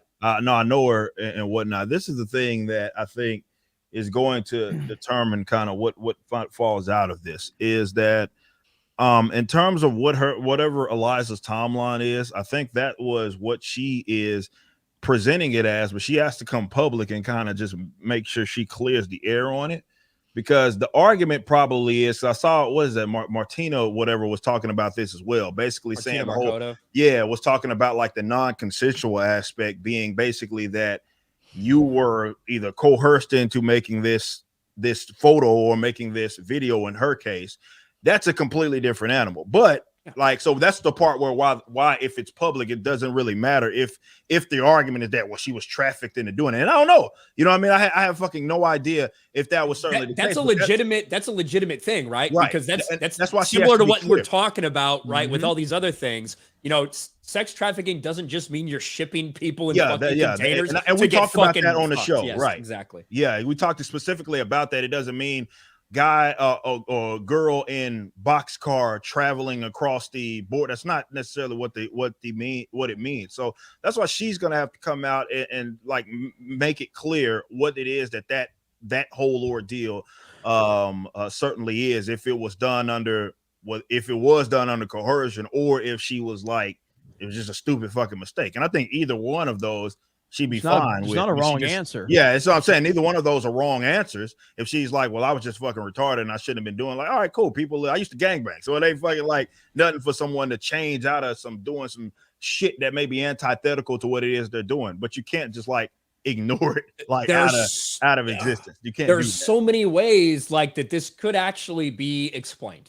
Yeah. You know what I mean? Like it could be that at that time she was getting trafficked or whatever, right? And you know, was doing that under threat of injury or whatever, or she was in a bad mindset, whatever. Or maybe after that had happened, she felt the only value she got out of herself was like her body and what she could, you know what I mean? Like, those aren't things that I've ever felt or I've experienced, but at least if you came out and spoke about that, some of these things could start to make sense. Yeah. But when you claim to be a free speech advocate, yet you are ignoring this and punishing those who all they're doing is posting publicly available things. If you got a problem with it, talk to fucking YouTube about it. God knows they'll be willing to fucking take a video down with a fucking drop of a hat, okay? But when you're just doing this, then it makes it seem like, okay, there's obviously something you're hiding here. Yeah. Yeah, and this is true, by the way. Jeremy tried to traffic Ryan, and they shipped him back. So tried, and they were like, oh, "We don't know part of this." But on the point of this, so I do feel, because I take it back to the Jack Murphy situation. Like Jack Murphy was obviously, you know, a phony, and I heard a lot of people say at the time, like, oh, if he just would have owned it, and I agree with that at the time. If he just would have owned it, then he would not have dealt with a lot of problems. He probably would have been memed for a few weeks. It probably wouldn't have been some laughs, and he could have just moved forward and used that, you know, for his messaging or whatever. But he didn't do that because he was a phony. And so I feel like when you don't react like this, when like I think she's done way too much damage at this point by ignoring and having people like someone like the Quartering and Brittany, who her and Brittany were on the same page on this Andrew Tate thing. So it's like, yeah, that's friendly fire at that point. You know what I mean? Like Brittany's passionate about this stuff. And even if I don't necessarily agree with Brittany's take, I respect where she's coming from, and she's very passionate about it. She's very informed in where she's coming from. And, you know, that's an ally of Eliza's that she's now silenced. And then when you deal with the Quartering, that just takes it to a whole nother level now. So it's like, I feel like this is almost, it feels like the damage is done with the ignoring of this, and the questions. She's getting ratioed every tweet now. it's a problem. It's a huge problem. And well, she came out and said that, like, if you share one of these images, I'm going to sue you. Yeah. And it's like, what? Well, she said like, she's basically the person that shared it. She's going to take legal. I think she commented again. She's like, hey, if you do this, I'm going to take legal action against you as well. And that's what I'm saying. Like, if that was done on a coercive, non-consensual means, then just say that, and then it completely changes the context of what happened. Yep. Right. Like, obviously, you may need a proof here or there, but like, if that were the case, then it's like, all right, well, yeah, you don't want shit like that just kind of going around. That was something that you did, like, yeah. So it's whatever. But yeah, just flat out, just ignoring it is not an option. You know what I mean? That's not an option. At least Ian Miles Chong has her back. So. But to be fair, like, I mean, at this point in time, like, it's not ignoring it, because she has whether it's her or someone in her team, the fact that the Quartering and Brittany Venti have been suspended from Twitter, like, that was, you've not ignored it. So, like, you could have ignored it at that point, and Brittany maybe posted it, but now this is a big problem right now. So, and yeah, at this point in time, if I'm not mistaken, I do believe that if Quartering and Brittany both delete their tweets, I think they can get access. But that's same old Twitter. That's the Ripple was suspended for what, 6-8 months? Yeah, it was damn near. It was over half a year for sure. Yeah, and it was all because you refused to. Because basically that's you admitting guilt essentially, and so there's principles behind that where and so to me, the bigger discussion beyond Eliza and beyond is Twitter just seems to be the same broken system. And I know that there's the argument that it takes time to fix this, and I totally hear you. I mean, he's bringing people back. They're still bringing people back. All right, Nick Fuentes was just brought back. So Molyneux's fucking back. Everybody, man. Molyneux hasn't tweeted yet. Yeah, so it's wild. But I hope that Elon can become aware of this. I have to imagine with the Quartering being the Quartering, and the people connected, he's had to at least heard of this at some point, or either he will, and hopefully it'll get addressed. But the fact is the system is still broken, and that's the problem right now. Well, there was also the thing too about, like, because I first found out about it the night it happened, because people were saying, it was people saying, oh, Brittany was sharing, non-consensual nude photos of somebody. I'm like, that's weird. That doesn't sound like anything Brittany would do. And then all it took was going back to her and seeing what she actually said, that obviously wasn't the case. But then Brittany was even taking screenshots of people that are friends with Eliza that are like, yeah, we got, calling Brittany all kinds of names and saying, yeah, we got her kicked off of Twitter, and celebrating that. And, it would have been a potential way to say, hey, you know what? That video wasn't consensual. It's sitting on YouTube right now. I don't want it on there. That could have been a potential to get that video removed if it was a problem, or have people like kind of rally around you and your cause, and you turned it into, you wanted to be petty about it. Because here's the thing, even though she only released one tweet addressing the whole thing, her friends have made multiple tweets addressing it, calling out the Quartering and calling out Brittany and calling them names and celebrating the fact that they got kicked off for doing something that they didn't actually do. And so, like, Twitter needs to respond to this, because this is, like you guys said, the same old Twitter. Like, this is the same exact thing that people used to do. Oh, we're just going to mass flag these tweets or call out somebody for doing something they didn't actually do. And then, these people got in trouble for something, and I had a lot of respect for Quartering, because he's like, I would do this for anybody, because she didn't do what she was accused of, and that's wrong. And so I'm going to do the same thing and show you that, like, guess what? I got her back. I would have a lot, because he even said I'd have Eliza's back if she was going through the same thing. So the fact that he got kicked off, that he's in trouble and Brittany's in trouble, and there hasn't been anybody trying to address this correctly, is kind of telling of what's going on with Twitter right now too, and her access, some of Eliza's access to some of the people in Twitter. So yeah, I mean, it's crazy that we're still in this situation, but hopefully, again, I'm gonna give Elon the benefit of the doubt. And, we'll see. Dan says, if D-Day Cobra paid attention to the chat, he would be better informed. Well, Yeah. Dan, are you talking about your comment just a couple minutes ago where you said Eliza made a video saying she was happy with her participation in the music video? Because I have paid attention to the chat. I pay attention to the chat as much as humanly possible. So, yes, I did see your comment earlier. Thank you, though. I guess I never pay attention, though. So, yeah. Let's see. Thank you, Dan. He didn't even send a super chat, and I highlighted it. So, but anyway, hopefully Elon wakes up and quartering will be back on Twitter because I personally miss drunk tweeting from the quartering. Okay, that's like the upside for him is he doesn't go on like fucking benders and tweet. Yeah, you have to delete him. I sometimes he goes on those rants. I'm like, I just fuck. Oh, come on, man. Really? But it is what it is. So hopefully the situation gets resolved and we'll go from there. I do want to toss this next topic to Ryan because he is an expert. Ripa actually wanted to talk about it, but I think Ryan's going to be the better guy to throw it to. But that's Velma. I know Ripa has seen Ripa text me at 2:30 in the morning every night to talk about how much he's enjoying Velma, and I don't understand it. It's fucking weird, man. It's fucking weird. But we're gonna. Ripa said he really likes the character Norval. I don't know why. I can relate to him, Brian. I see myself. That's why. He drinks blood ice. I see myself in him. It's because he's got a fade. He ain't Shaggy no more, that's for sure. But yeah. Velma has been exactly the dumpster fire we all expected.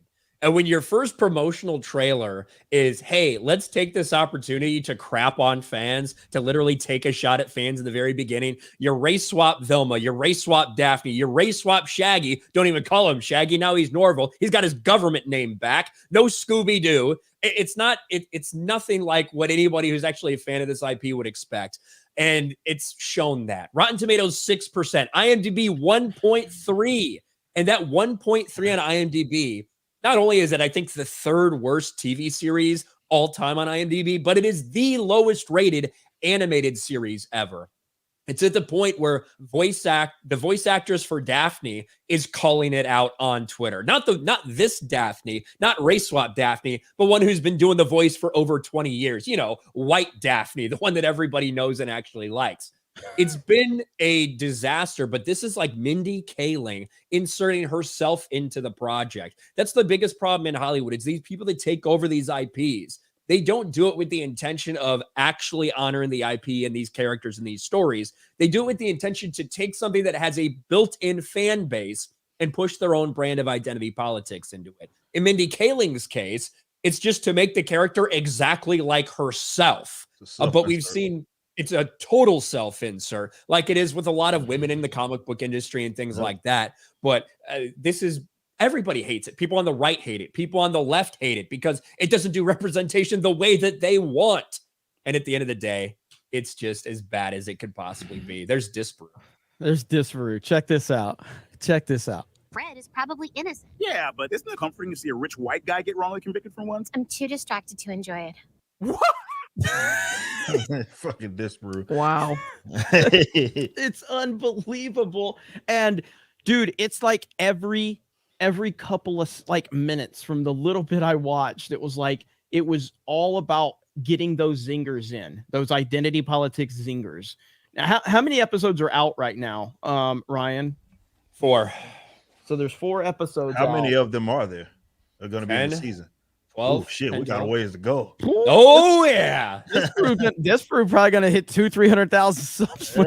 Yeah. I never thought I'd say this, but I'm gonna keep riding Mindy Kaling for a couple more weeks. It's truly astonishing how bad it is, and God, man, maybe I will start watching this show, man. I need to grift. I need to grift a little bit. So I really do. I mean, Gothix had that. Gothix had that. What was your grifting name? What was it? Problematic grifter. Problematic grifter is what it was. Are you still running with that? I am, and you know what? I might jump on this bandwagon too because I did not I knew it was bad. I just didn't know it was quite this bad. Yeah, and I think the grift would be strong with this.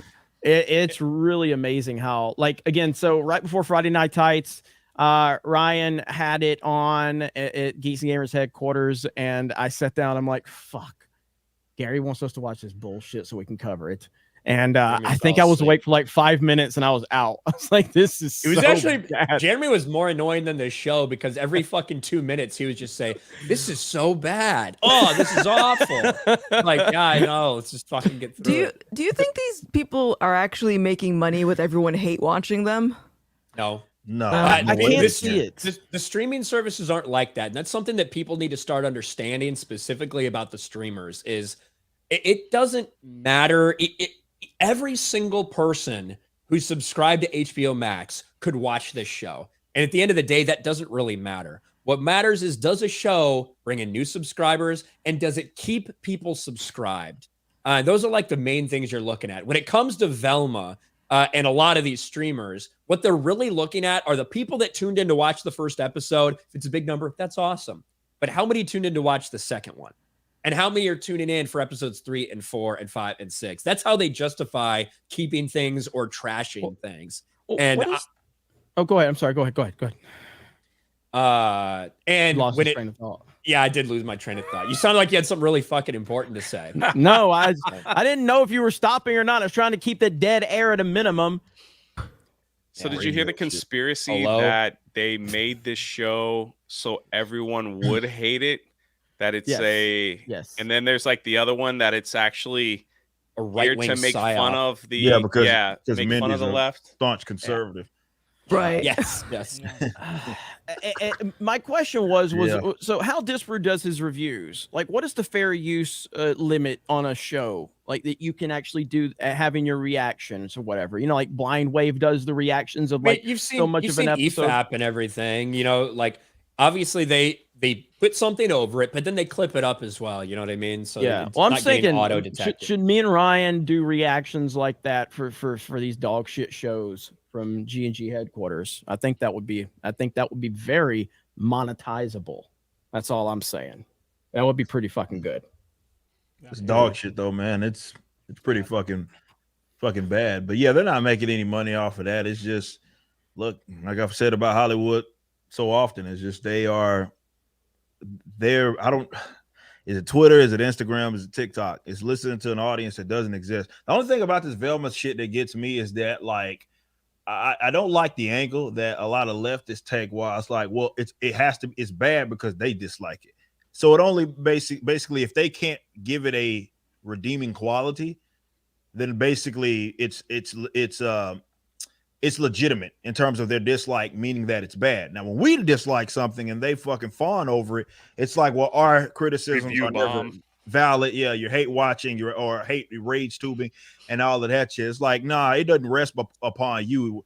This is very similar to some other shit that we've seen, certainly in Hollywood, and this is just the one that even you can't find a redeeming quality for. And trust me, they probably searched high and low to try to redeem this dog shit because of who they, I guess, thinks that it aggravates. And tokenization is always good because, I don't know, back when Scooby-Doo was made, they were just only making material that had white people in it. So now it makes sense that, because that's what they do with the Marvel shit, you know what I mean? So it doesn't rest upon them. That's the only thing that I don't like. It's like, oh, well, because they dislike it. Well, it has to be actually bad. Like, no, this is dog shit. But so is the other things that we've been calling dog shit for the last, I don't know, 2, 3, 4, 5 years. Y'all are just late to the party. That's all that it is. Yeah. Man, my wheels are turning on doing some reactions to Velma. Maybe Jay can come join the party. Nobody cares about but we have made some strides, Ripa and everyone. If you could share my screen, the Oscars is coming up. I know everybody's excited to see if someone else is going to get slapped. Oh my God. But the Hollywood Reporter reported that Michelle Yeoh has made history as the first person who identifies as Asian to ever be nominated for Best Actress at the Oscars. I didn't know you can identify as Asian. I do. Oh my God. I think anyone could identify as let's Asian. be honest. Although listen, if you're living in California, I would not identify as Asian just for the near future. All right, you might be safer that way. No, I mean it's about legitimate as the gender shit. You know what I mean? I've talked about this with blackface. You know what I mean? It's like if we're gonna have an issue with like fucking or not have an issue with people being able to change their fucking genders, then why the fuck were we mad at Rachel Dolezal for hossiding that she was fucking black? It's literally the same shit. Yeah. It's the same exact shit. One's just more socially tolerable. Let's say that. So yeah, I mean, I guess it makes sense when you put it that way. If you can identify whatever gender you want to be, then certainly you can identify as whatever fucking race you want to be. It's the same damn logic. Honestly, I cannot keep up with all of these rules because whenever I bring that up, the trans activists will say that's not the same thing. You can't be transracial, but now apparently you can identify as Asian. So which one is it? It's amazing.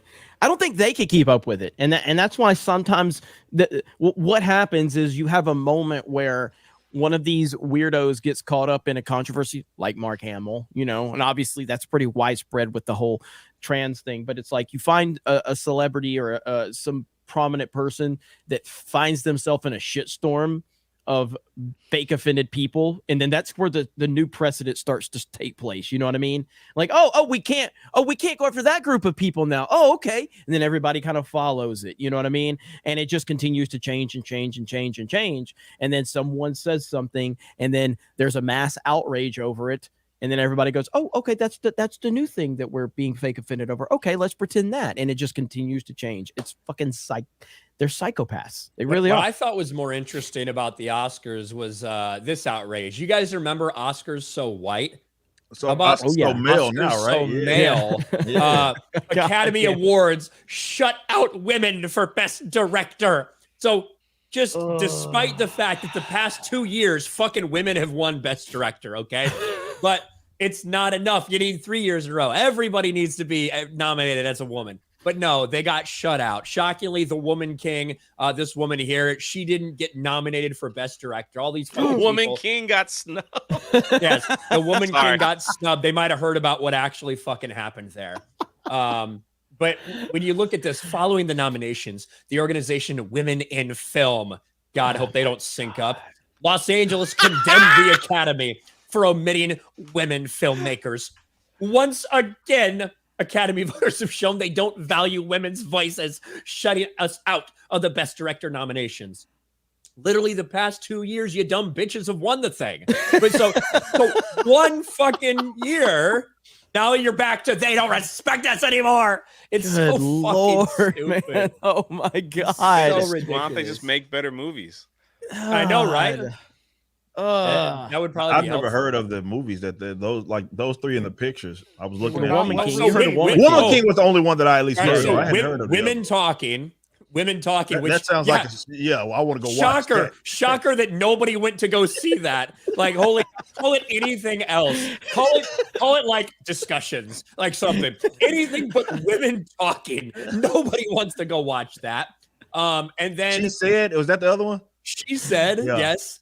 And then Charlotte Wells did After Sun. So whatever that means. Yeah, I've never heard of that one. Yeah. The People woman- upset, because Top Gun is in that. That's a James Cameron, and so Well, that's for best picture. right? This is specifically for Best Director, which was Is all Woman men King that for were Best nominated. Picture.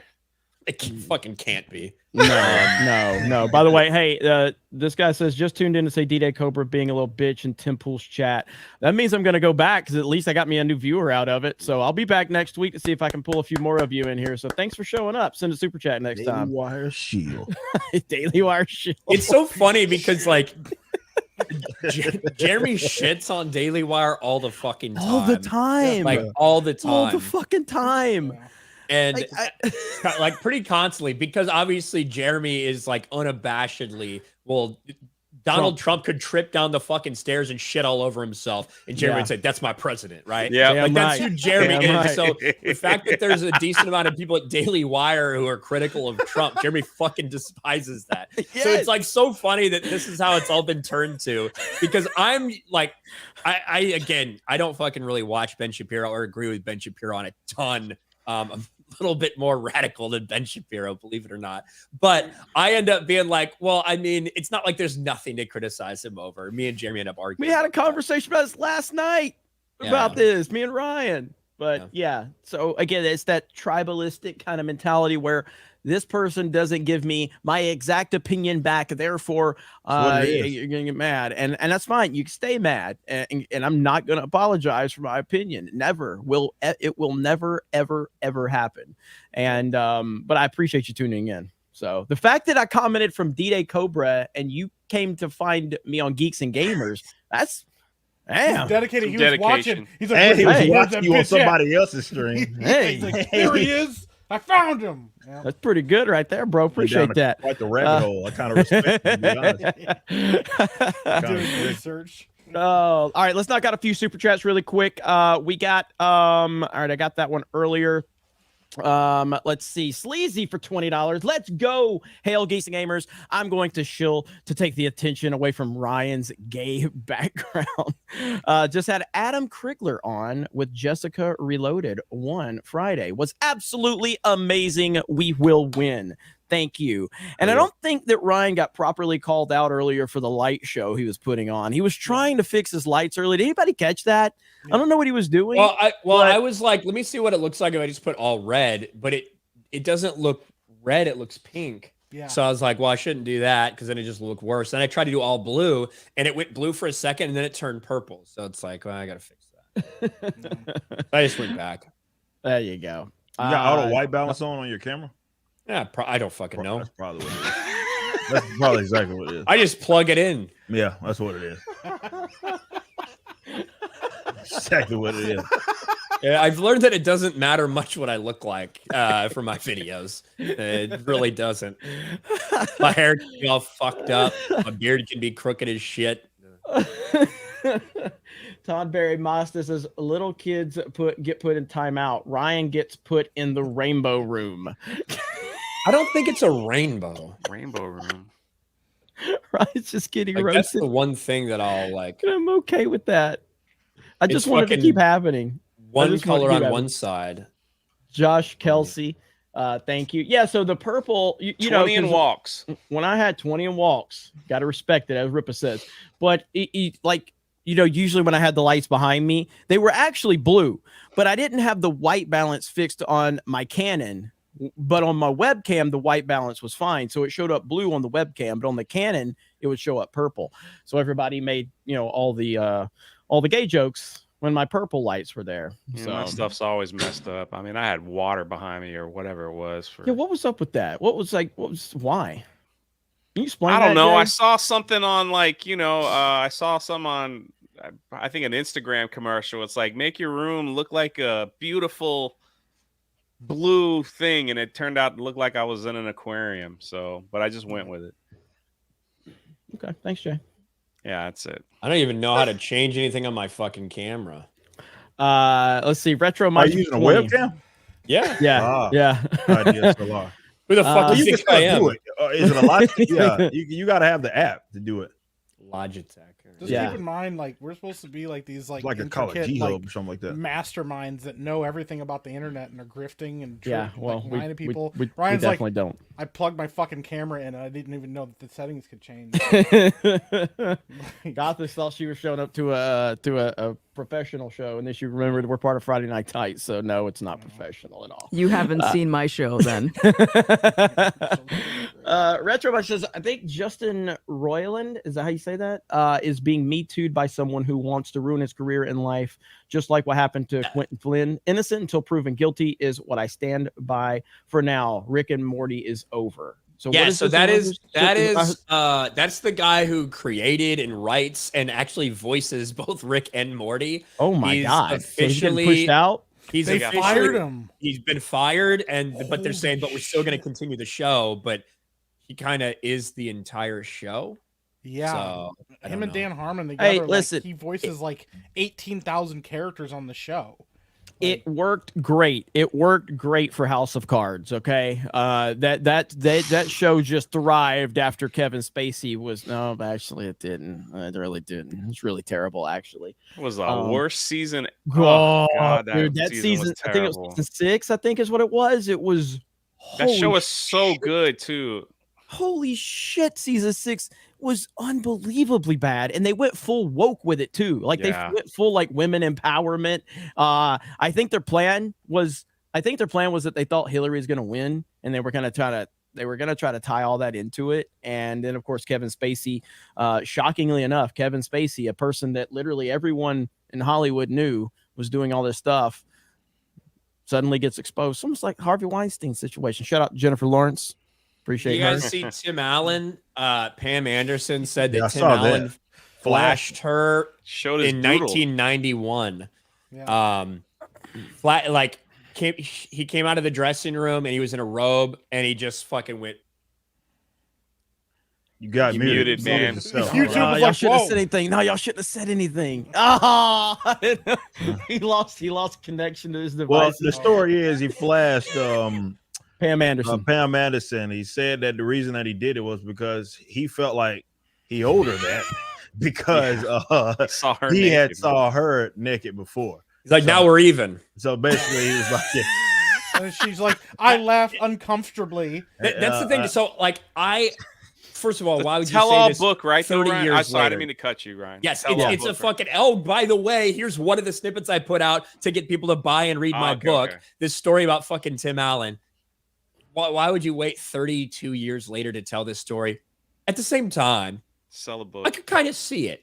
I could kind of see Tim Allen in 1991 to 23-year-old Playboy fucking cover model, fucking Pam Anderson, being like, "Hey, I've seen you naked. Now you've seen me naked." I Like, only accepted if Tim Allen went arr, arr, arr, arr, arr, like that. Like that's the only way I accept it.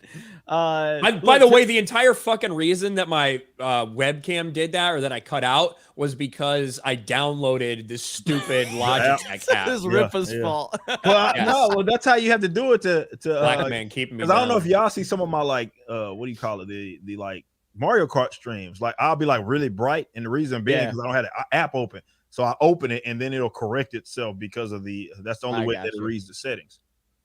I got you. Yeah, I don't know. I mean, it does very suspicious timing for sure. Of course, sell a book. I guess like if she's trying, let's be real about it. You know what I mean? Like if she's trying to actually lie, there's a lot worse she could have said. You know what I'm saying? So, yeah. Does that sound believable? Tim Allen ain't like he's not the Santa Claus in real life. Okay, he's not old Saint Nick. Yeah, he's fucking. pretty, He was dragging about 10 pounds of cocaine through the Kalamazoo airport. Tim Allen liked the party back in the day. Okay, But Tim Allen came out and said it never happened. I'm gonna believe Tim Allen because I'm a fan of Tim Allen. I just like Tim Allen, but I will reserve like that little sliver and say I could kind of see it. Yeah. You know, I can see Maybe that he happening. just forgot from all the drugs. Yeah. And also, yeah, I mean, like the story's like not like this egregious, like he caught me in a corner and pinned. He's like, "Hey, check this out," and then walked away. You're like, "Yeah, that sounds like Tim Allen," especially back in the day. I mean, yeah. I just don't understand the point of bringing it up from that long ago, unless it's for attention. Because okay, that happened. That's in the past, and like, what are we supposed to do with this information? Yeah. How about all the times Hugh Hefner fucked you? Please tell us that. The other part was like how, they're like, she also left the show shortly after to focus on Baywatch. I'm like, yeah, that sounds about right. How many times did David Hasselhoff show you his junk? So Well, she did like fucking 25 more episodes after that. So yeah, it wasn't that much longer after. Oh man. I mean, I'm a huge Tim Allen fan. I've been a fan of Tim Allen for a long time. But I'm not going to just be like, oh, I can never see this at all. I mean, I could see it, but I could also see it being bullshit too. But it's very opportunistic, the timing. And that's what I'll call into question more than anything. Even if you assume that's true, like still to this day, the most embarrassing thing about Tim Allen is that he's a Lions fan. So. There you go. Right, Mike? Thanks. Listen, we bit some knees. We kicked the Packers out of playoffs. That's all that matters to me. I'm petty as fuck. I'll take any kind of win I can get. So yeah. Stephen Wasick for 10 says, Jeremy, the Discord wants Cara Lynn to join the team, assuming for argument's sake she did. Would she go to Geeks and Game or GGP? As for Mark H, you get what you fucking deserve. Hail Tuesday night's main event. Yeah, I mean, I don't think it's probably overqualified to be part of Geeks and Gamers. But you ain't wrong. But I mean, obviously she's great. The way Geeks and Gamers works is much differently than maybe a lot of people probably know. I mean, essentially. Jeremy basically signs us all the contracts where we get a certain amount of money over 4 years, and if we get demonetized or get a strike, he takes away a certain percentage of our slave paycheck. labor, by the way. Yeah, he calls us wage slaves. I don't really know what that means, but it seems endearing. Yeah, I run around calling myself a god king, lowercase only. Pretty rough. But yeah, so essentially, Geeks and Gamers is just like I bring people in, and hopefully they can utilize the Geeks and Gamers platform to build their own platform. And some people have done a great job at that. And like Ryan, he's a great example. Josiah, Disparu, and even on like you see what Steph and Krista and everything. I mean, there's just Jay. He's not that good at it, but he tries. And Mike is black. So we just do it. But not even Rippa mentioned my name. He mentioned that. I already know why Rippa didn't mention. Hey man, I just crossed 70K. We're like the channel is moving great, man. So I'm it's good. Last few videos that dropped were freaking fantastic. Hell yeah. A couple 100,000 views on them. Check you out. See, I don't get that. I'm still trying to work my way back in this motherfucking algorithm. We're taking 3 months off. Video. You'll nail it. You'll be back in no time. Yeah. Rip up open videos like okay. Why ain't the algorithm taking care of me? You think okay's gonna do? Rippa's doing his best. He fucking after his couple like Steven Crowder like breakdown vids, he uploads one with fucking Crowder and Jimmy Boring, and it's just 16 minutes of him being like, "Y'all gotta understand, to be independent is a really tough thing." It worked. It fucking worked though. Had nothing to do with that fucking shit. It worked though. That's the thing. Though. It fucking worked. So I'm starting to figure this shit out, man. I text Josiah. I'm like, "What would you title this video?" Thanks. Josiah, there's literally a fucking video that Josiah put on his channel where the actual story is that an actor is missing and presumed dead after he went hiking, right? That's actually what happened. The fucking title of the video is like, "Another actor leaves Hollywood." Yeah. Or something like that. It's wild. It makes you think that they're leaving Hollywood because of the wokeness. No, this man is probably dead because he's been missing after going on a hike. Oh man. That's like we all did the Mark Hamill video except Jeremy, and then Josiah releases a Mark Hamill video, and it's like I'm like looking at it like, holy crap. I don't know how it doesn't make sense, man. Like I want to tap into whatever algorithm he has access to, but he'll do a video, it'll do decent, and then he'll drop one, and that bitch is like through the roof, man. And we got Tom Hanks crying and shit. And I'm like, what the fuck, man? Like I want to figure this shit out, man. Like, I really think the secret to Josiah, I think he spends most of his time finding good pictures of people. Like the one where he has The Rock, and The Rock's like, yeah, he's like, he looks so weird, and he's got fucking just tears streaming down his eyes. And I'm like, how can I Google fucking The Rock weird face, The Rock mad, The Rock sad. I Google all this shit and I can't find those fucking pictures. Hold on. I'm gonna. Can you share my screen? It's so true. Look at these thumbnails. Like, look at Mark Hamill. I thought my thumbnail was great. Like he'll have one that's like, all right, and then he has one that's 259,000, man. How the fuck is he doing that, man? I thought my Mark Hamill thumbnail. He'll have one and it'll be like random, be like on a low end, like fucking 30K, and then he'll have another one like the same day that has like fucking 400,000. Yeah, look at this one. How the fuck is he doing this, man? So go up a little bit to that fucking Puss in Boots one. I don't like this. Go down. You fucking missed it. Oh yeah, I see. Right there, the only one with the cartoon cat, Jay. Like, God dang, Ryan, I was Disney panics after getting humiliated by Puss in Boots. This is Kevin Feige, so it's not like, unless it's a Marvel-centric video, I don't really get it. And it's like, and then he's got the fake tweet from like DreamWorks where it's like, Disney is trash. Josiah, dog. It was so good though. Yeah, and look at the next one, 235. That's what I'm saying. He has it figured out, man. Like he's on easy mode, bro. I need to figure this shit out. I saw the Mark Hamill. I was like, dang, look at that thumbnail, man. And then I went and searched for this guy's tweet, and I was like, I can't find it anywhere. So yeah, nobody said fuck you, Mark Hamill. Holy shit, man. You got to figure it out, man. Applaud, man. Oh, that was so good. That was so good. Saltysaurus Rex for 20 says What stop. the hold on a second. What the freak is that avatar, man? That's Mia's cupcakes. Yeah. How you have Mia's cupcakes as your avatar? Because you're a snack, Jay. I love it. I love it. Saltysaurus Rex 20 says stop sending Jeremy super chats. He sides with Daily Wire. Thank you, Saltysaurus Rex. I appreciate you, buddy. Let's see. And then we got Mike Hill. What I find weird during award season is an actress gets nominated for an Oscar, but the movie itself is nominated for worst movie of the year. What is that one in particular about? Is it just like in general? Like sometimes that happens? Can you say that end part again? Hang on. I just dropped. I don't even know where it went now. Hang on. Okay. You don't remember what you said? It was talking about the award season and how an actress can get nominated for something, but the movie gets nominated for worst movie of the year, but the actress gets nominated for something good. And I'm like, is there a specific example of that? What I find weird during award season is an actress gets nominated for an Oscar, but the movie itself is nominated for worst movie of the year. So you're talking about like the Razzies or whatever? Is that what you're talking about? I need a specific example, I guess. Oh, it was. I think it's for Ana de Armas for Blonde.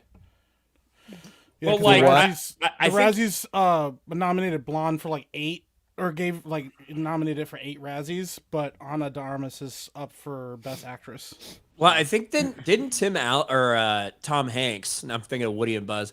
Didn't Tom Hanks get nominated for a Razzie? Maybe even for Elvis, but Elvis got nominated for like Best Picture. Or something. But the Razzies are separate from the Oscars. It's a completely different, you know, whatever. So I see you, Sumo Orange, saying I'm being Tim Pool, ignoring his chat.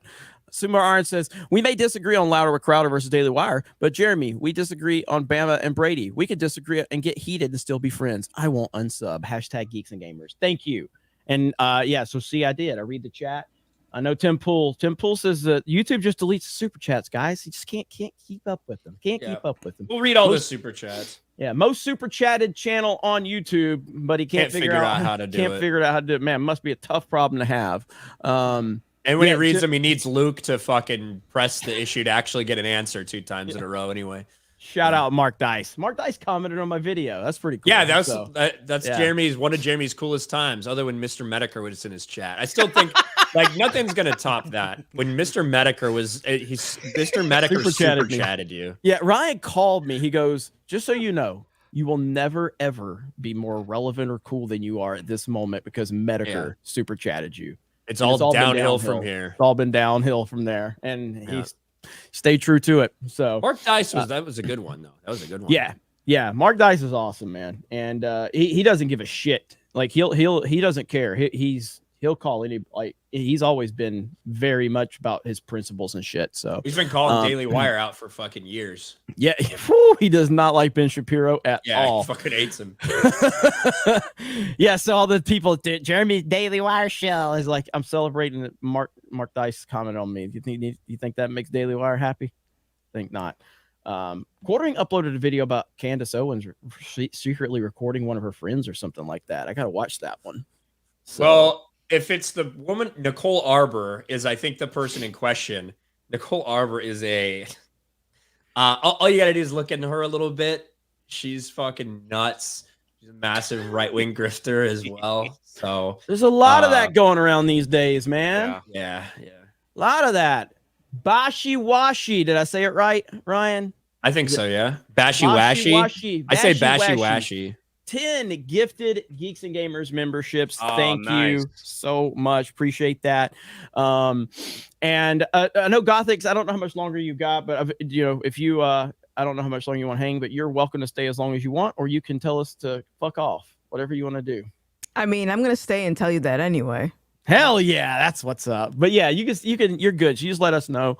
Jeremy tries not to kick the black people off the stream. It makes them look bad. So I mean, I've got plenty this week, so see you. Get the fuck out of here. So I'm only half, so it doesn't really count, and you know that. Rippa knows that too. That's fine. Rippa's the only reason that we call you that. Yeah, I know.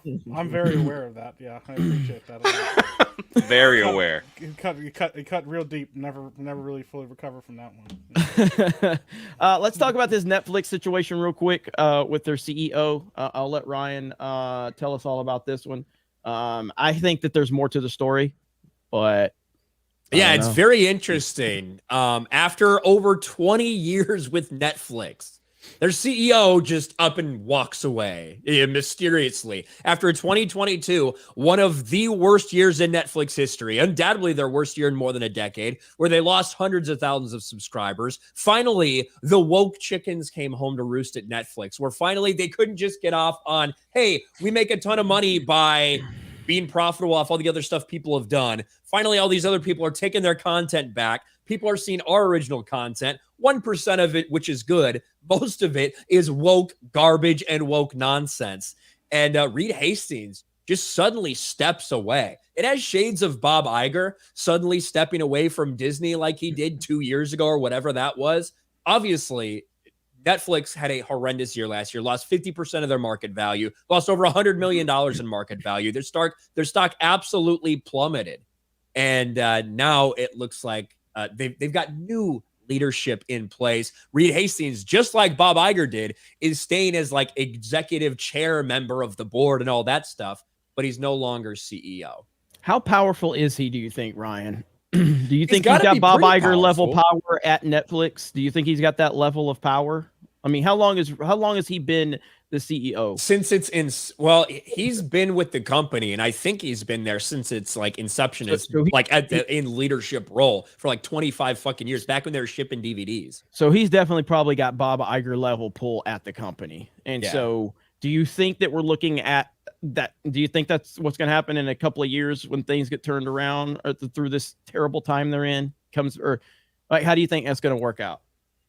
Potentially, there's definitely a reason to like wonder what's going on. Is he jumping ship because he knows it's going to get worse before it gets better? Are shareholders just that upset that they preemptively made a move like this so that they don't have to fire someone in an embarrassing fashion? The entire streaming business model is a fucking farce, because for a long time, like I said, Netflix was the top dog, and they were able to do all of this by not really taking any risks with their money. They were buying things that had a built-in audience, that had a built-in fan base. They were basically streaming in syndication, where people would come there to find things that they loved. Well, then they started investing their money in original content, a lot of their money in original content. Maybe because they saw what the future was, that you'd have Peacock and Paramount and Disney Plus and HBO Max and Amazon Prime, all these things popping up to take back what they had made. No longer is The Office going to be the most watched thing on Netflix every single year, because Peacock took that back. So the people that wanted to watch that, they might not stay subbed to Netflix. That's what all these streamers are kind of figuring out. Disney lost $1.5 billion just in one quarter trying to keep their streaming platform going. Netflix is losing a ton of money right now and losing subscribers. So I think people are coming to the realization that this streaming market isn't what they thought it would be, so much so they're having to reintroduce ads, kind of like commercials for traditional cable, in these packages on streaming. I think it's going to burst streaming in general. And I think it's there's a lot of reasons to point to that. But I mean, if you look, like I'm at a point where even me, I mean, this is what I do. Like, I can't even keep up with half the shit what platform is this on this? Like, you know what I mean? Like, even with Yellowstone, I don't even know where the fuck to watch it, because it's not on Paramount Plus, the new season anyway, I don't think. So, like, I don't even know where the fuck to find that right now. But you've got, what do you got? HBO Max, you got Amazon Prime, you got Netflix, you got Disney, you got there's just, it's insane. You remember when Netflix was a novelty? Like, oh, that's all I need. I can get rid of cable. It's so much cheaper. And now it's like everything's spread all out, and I think it's going to burst. What do you think, Jay? No, absolutely. I think there's just there's too much, and they're trying to pull from everybody's pocket to see if you could stream. That's why you have all, not like Disney Plus gave you that. Like when Disney Plus came out, if you were a Verizon customer, you got like, what was it, like a year for free? And you got a year for free, and you got to sign up for like 3 years at like fucking barely any money. Yeah, it was like $4.99 or $6.99, something like that. It wasn't a lot a month. And then now they're adding, well, you can get Hulu, you can get ESPN. Now you have YouTube TV. I mean, yeah, it's beyond crazy. So it's like, what do you want? Basically, you have to pick what you want to watch. So if you get Netflix because you want to watch Cobra Kai, that's one thing. But remember, Netflix came out one time and said that you could share your password. Yep. And now, like, they announced, like, we're not going to do that anymore. Shame on you. You can't share your password. So I agree with you. I think it's going to pop. And then somebody's going to have to come together with something and be like, hey, we have all these little things in one. You could just take that. And maybe that's just where we'll go. What do you think, Gothix? Do you even follow a lot of these streaming services? I canceled so many of them. I am sharing someone's password right now until they boot me off of that. But there's literally so many that I honestly spend much of my time watching stuff on YouTube, or occasionally, if I feel like taking a gamble, I'll go to the movies and hopefully not watch something that's trash. Yeah, because there's just so much. Everyone wants our money, and I feel dirty giving my money to these companies that are pushing all of this woke stuff. So it's like, well, I don't know. It's kind of a lose-lose for me. Yeah, I mean, I know, Ripa, you've talked about that where you don't watch any of this shit because you spend more time watching content creators on YouTube. I don't watch. Yeah. I couldn't. Like I said, last movie I watched Black Widow. I watched TV show. I ain't watched jack shit. And I've been fucking good. You know what I mean? Like, I don't get FOMO. I just like to make fun of it. You know, I'll point out like specific things that are maybe unique to my industry that I'm talking about. But like, I don't watch any of this dog shit. But it's not because of like it being spread out. I prefer that it be like that because one person can't possibly consume all that fucking shit anyway. So for me, when I did watch TV, it was far cheaper than what I was paying for cable because I didn't need to. I could pick and choose, let's say, what it is that I wanted to watch when I was still watching. So that's the least of my issues. The reason why I think the shit's gonna burst is because, you know, Hollywood in itself is overinflated. Like, they are overspending for so much. I think that it's been bloated for a while. But when you go look at some of the budgets, even for the streaming stuff that they do, and they can't recoup fees right now. They're not really in a position to where they can do that. A lot of times there, and, you know, Ryan, you probably know about this as well, seeming that you keep your eyes like on box office stuff. You know, you're having guys spend by the millions to make a little couple of millions here and there off the out of the deal, off the profit. So you're spending so much money to make so little, and that's not a sustainable practice really for the industry. Yeah, there's a content problem, right? You can't find a lot of enthusiasm. The whole movie going experience is changing. I don't maybe the experience isn't changing, but how people view it is changing, and the enthusiasm is really not there at all for the industry. And I think that's all of those issues kind of combined in one, and why you're seeing stuff like this, and you're going to see more TV right now. You got all these moving assets, right? Warner, AT&T sells off, their entertainment, like all their entertainment shit. AT&T, I think that was something that we slept on, because why on earth a conglomerate, like a massive entity like that, why AT&T would say they had to see writing was on the wall, and they were like, fuck this entertainment shit, we want out. Like, we got into it real quick, we found out it wasn't for us, and we got out, and they got rid of it, you know what I mean? And now they went to, you know, you got like Discovery, and they have all of that. They're just spending too much, people asking for too much. I don't know if it's unions, I don't know what it actually is, but this is not a sustainable practice for the industry, and they're not able to recoup fees, not just in the box office, but they're especially not able to recoup them during like streaming services. It's just not working. Mike? Yeah, I think to stupidest thing that these companies could have done, but it also, I mean, from a business standpoint, you can't leave that money sitting there in one person's hands. You got to spread it out. But I mean, the thing is, a lot of people got rid of cable because, you know, they were paying a ton for it. And you only watch what you want to watch on it. So Netflix was a great option. But I think with all these different companies going like, cool, yeah, I'm going to start our streaming service. I'm going to start ours. I'm going to start ours. I'm going to start ours. You know, it's impossible to keep up with all of them. Now it's more expensive to pay for all these streaming services than it ever was for cable, which kind of feels ironic a little bit. But also, you know, now they're talking about, oh, we're going to put ads eventually in these things. And, you know, things like Hulu already has ads and stuff like that. So it's like eventually it's just going to go right back to the way cable was, just in a different skin. So I just don't think it was tenable. But also, one of the things that we're seeing a lot of is how they started treating their audiences and how they started making content, trying to, you know, Netflix.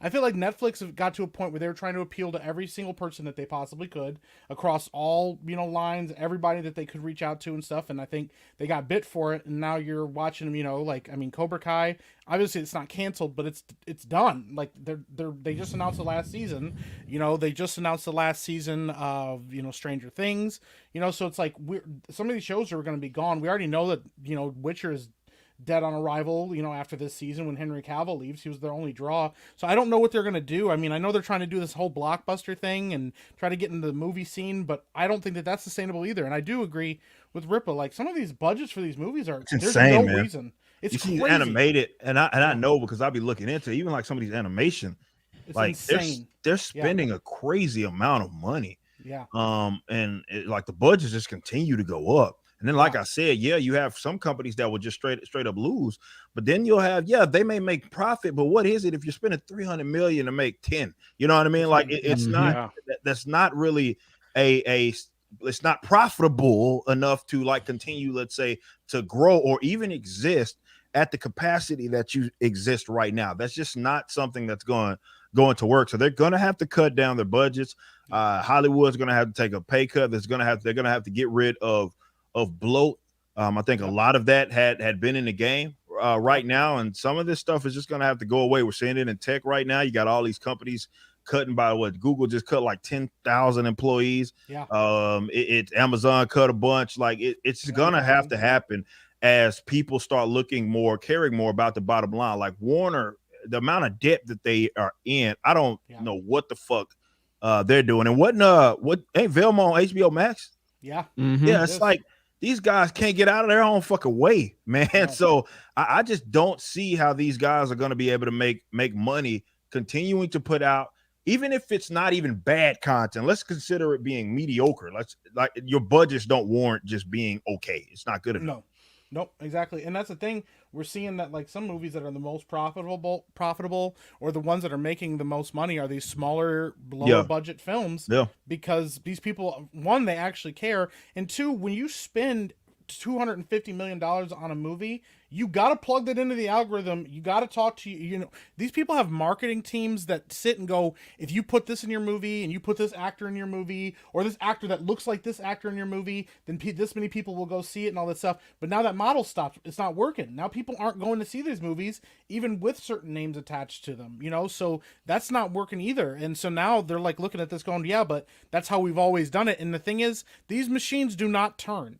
They either don't turn or they turn very slowly. By the time they get to a point where they go, man, maybe we need to stop spending $250 million on a film, it'll be too late. They're already losing money now. So that's the thing. And so the only option was to stop doing these massive over-bloated, over-budgeted films, but they're not going to stop because that's the only model they know, and they don't want to let go of that, you know? So I know some people call it like money laundering, and maybe there's a little bit of that going on too, but the fact is, like, you know, some of this stuff is just way too expensive and it doesn't make any sense. Like, I'm sitting here looking behind the scenes and going like, yeah, some of this is expensive, but, you know, also some of these movie sets, you have like an assistant to an assistant. To the assistant, yeah. And I've been on those sets. It's insane. Like the amount of just the tape is just, the red tape is just too much for that industry. And like I said, you have people getting paid that probably aren't really contributing.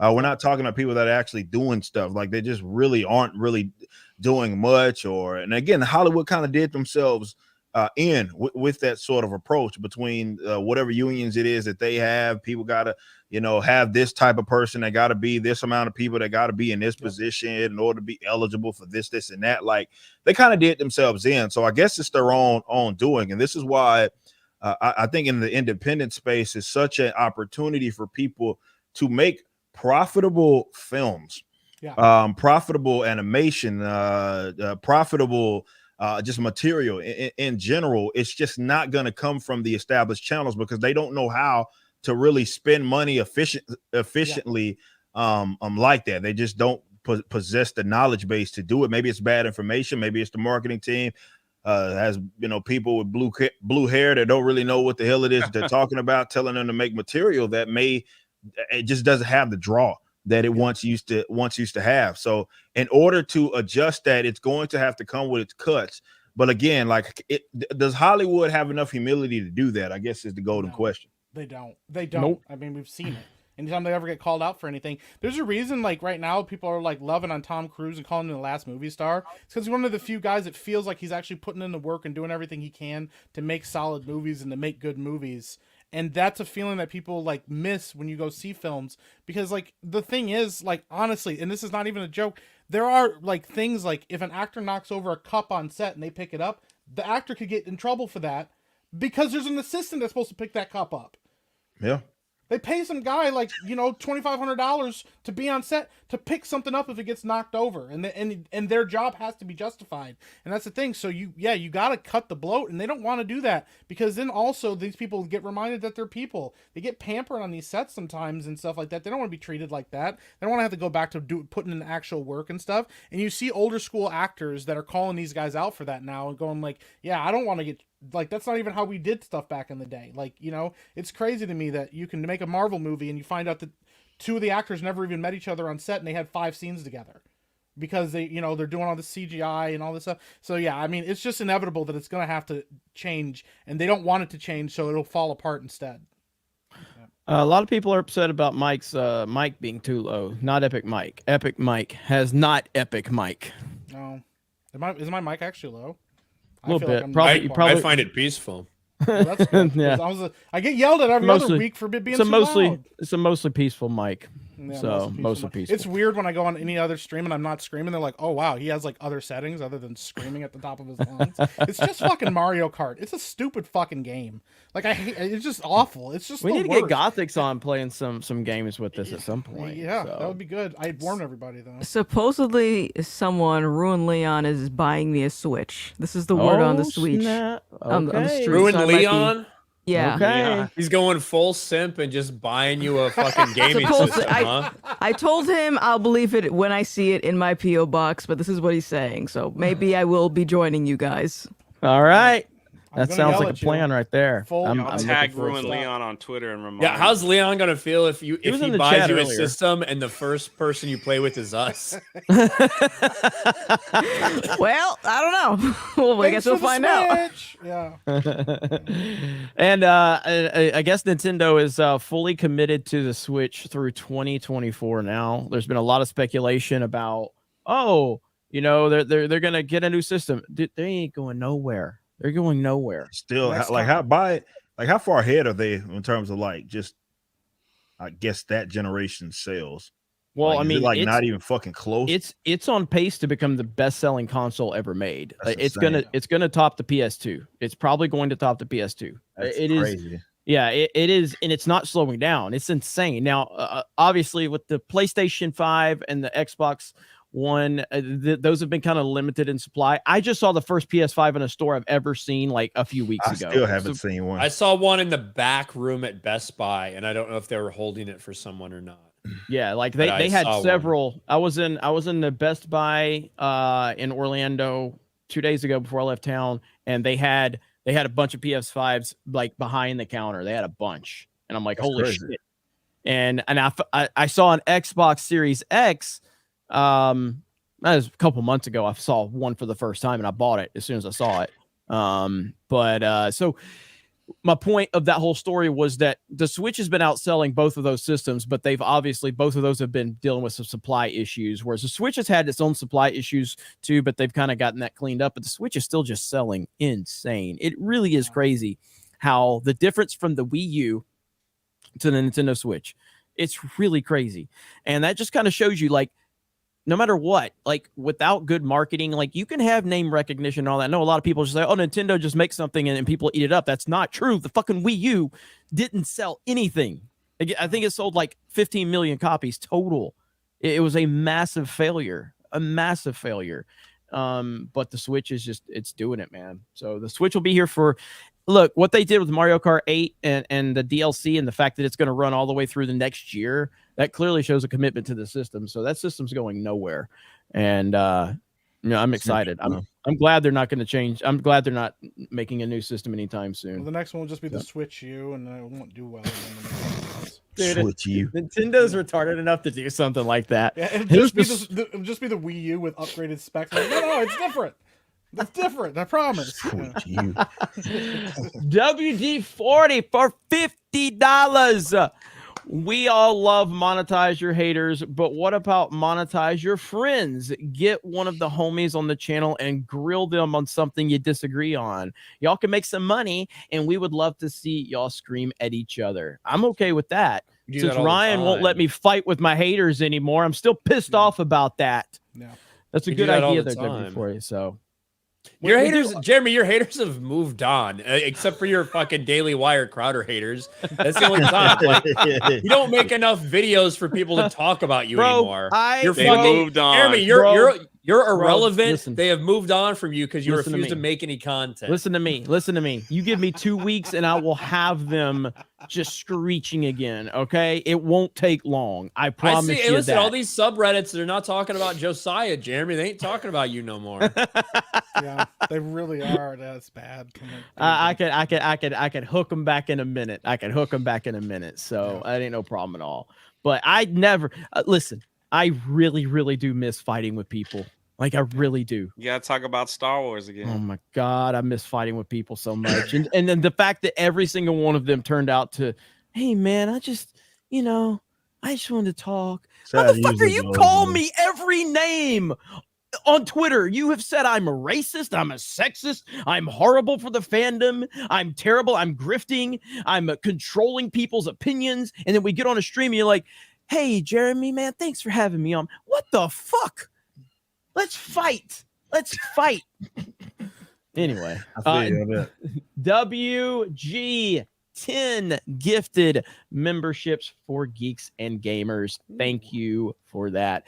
And yeah, to be fair, I mean, and to follow up on that $50 super chat though, like, we do have a lot of plans for a lot of different content with Geeks and Gamers headquarters in Orlando. And that we're currently trying to get everything set up. I think you're going to start seeing stuff in the next week or two.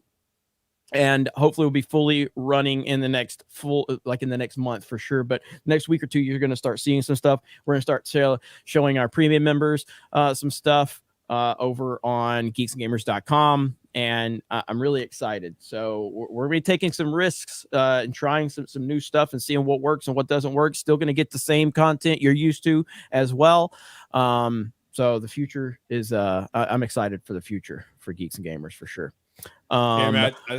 I almost laughed out loud. I don't often laugh out loud, but I almost did when I saw this. Damar Hamlin showed up for a workout today at the gym. Yeah, that crazy thing going on. Like, they wouldn't show his face. Yeah, give everybody context, Ryan. Find the video clip of showing all of this. It's so weird. Like, it's so legitimately weird. The way that they ushered him in on that cart with security, and he kept his head down, he kept his hood on, he kept sunglasses on, and he kept a mask over his face. It's fucking weird, okay? So check this out, okay? This is him arriving at the game. Look how they're treating him. They're treating him like he's Prince. Yeah. You know what I mean? He's extremely protected. He's got people huddled on either side of him, and then he's immediately ushered into the locker room. This is his little brother and his mom. Going through the metal detectors or going through the gates here, the Hamlin family. And then Damar comes out of the locker room, head down, mask on, sunglasses on, immediately ushered into an elevator where he goes in there. And then, of course, we got multiple, very clear shots during the game of Damar Yeah, Hamlin. these are great. There it is. Yeah, this is weird, man. Yeah, he got his Now- face transplant hasn't healed yet. So Yeah, now, obviously, they couldn't necessarily have predicted it was Buffalo, but I don't know if they thought there'd be a bunch of fucking snow the entire time. But, that's not a clear fucking shot at all. And then, this is him. This is maybe the best look we get at his face. He's clapping. He still has the mask on, not over his nose, but over his face. Here's his little brother on the fucking phone or whatever. yeah. He's given now. This is a lot of people are like he's given the Mason symbol. And There it is. He caught his ass. This is like a heart that he makes. Like this is fucking thing. Yeah. But Yeah. His and then he fingers throws have- up the 3 because he's number 3 and trying to get the crowd going. But it's just so weird because we've seen a couple pictures of Damar Hamlin, even one from the other day in the locker with his teammate. But this is just fucking weird. It's weird. Okay? I do believe it's him, but it's just the way that they're treating it. It doesn't guys- add up. Yeah, you guys are not. Yeah, it's obviously a clone. That is 100%. Yeah. So now there's people like there's a clone Damar Hamlin or a body double out there. They and caught stuff. him. He's gonna. And He's a figurehead now. And Wild, I mean, a man. lot of people are suggesting he's just fucking dead, right? He's dead, Yeah. but the NFL doesn't want to admit it. One, they'd have to admit it at some point. They'd have to at some point announce that he's dead.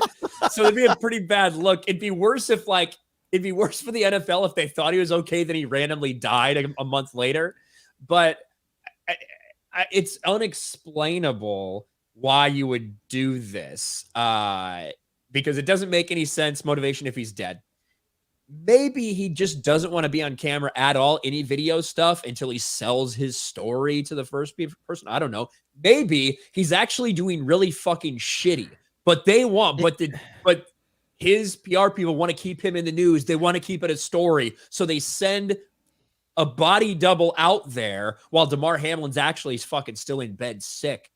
I don't fucking It reminds me of the NWO Sting. That's what it reminds me of. You remember?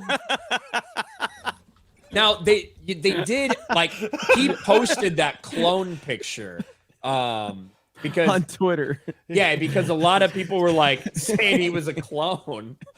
That's what I'm saying. That's what you do. You want to cover up the narrative, so you cut his face off, you put it on another guy's face. Takes a couple weeks to heal, when he goes back out there and does his thing. Face off, face back on. Yeah. So this is what he posted. This doesn't necessarily help things. He's trying to tell you what's going on. So this is I know a lot of people have no idea what fucking Damar Hamlin looks like. But there he is. He at least doesn't have the sunglasses on. He still has the fucking mask. But this is a still picture. People really want to see video of Damar Hamlin. I know Rippa does. It's so strange, man. He's letting you guys know what's going on. He got replaced by a Well, I clone. mean, I heard about these people speculating on this stuff, and I was like, oh god, this is so dumb, you guys. And then I started looking. I'm like, this is weird. This really is weird. It is strange. Yeah. I don't know, but hey, whatever, man. If they're working a game, then credit to them. It kind of goes counterproductive to him about his personality and everything. This dude had a GoFundMe or whatever it was. What was that thing he had? It was a Ryan? GoFundMe that he kids. set up when he got drafted for kids' Christmas presents from 2 years ago. That only had $3,000 to it because he was nobody when he got drafted. And that thing got nearly $10 million. Yeah. And so just playing games with I don't know, man. So either way, funny story, interesting. Ryan made a video out on Sports Wars.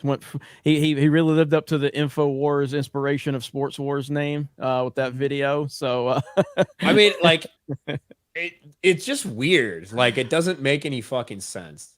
I think that there's just I can see some sort of justification, whether it is him or it isn't him, why they would do those things. But you gotta fucking tell us something at this point. Everyone's onto this. There's something going on. Whether you just don't want to be on camera because, I don't know, maybe there's something fucked up with you. Maybe you look like dog shit after being dead. I don't know. But they gotta tell us something. Either that or stop trotting him out there or pretend him or whoever. It's definitely a conspiracy. Is it a conspiracy, Mike? Yeah. Is it a conspiracy? Goddamn conspiracy. All right, Ryan, let's do clone. it. Free super chats. I think we read this one already from Tonberry Master for 20. Little kids get put in timeout. Ryan gets put in the rainbow room. Thank you. Zenny Biscuit for 10. A guy I work with who coaches Little League asked me to make stickers for the kids. They put a sticker on their helmets every time they won. They went to and won their Super Bowl. I got a ring too. Nice. That's pretty fucking cool. That is awesome. Low watermark for $10. Maybe one day Jay can get drunk 3PO on TNME.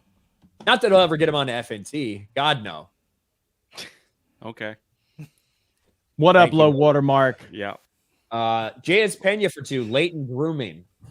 Not Hey, Fisher- Gothix, I saw you commented and Steph told me. So Gothix has to leave because Jay has offended her. She said in the private chat that Jay really just offended her with not paying attention and just falling asleep and smacking.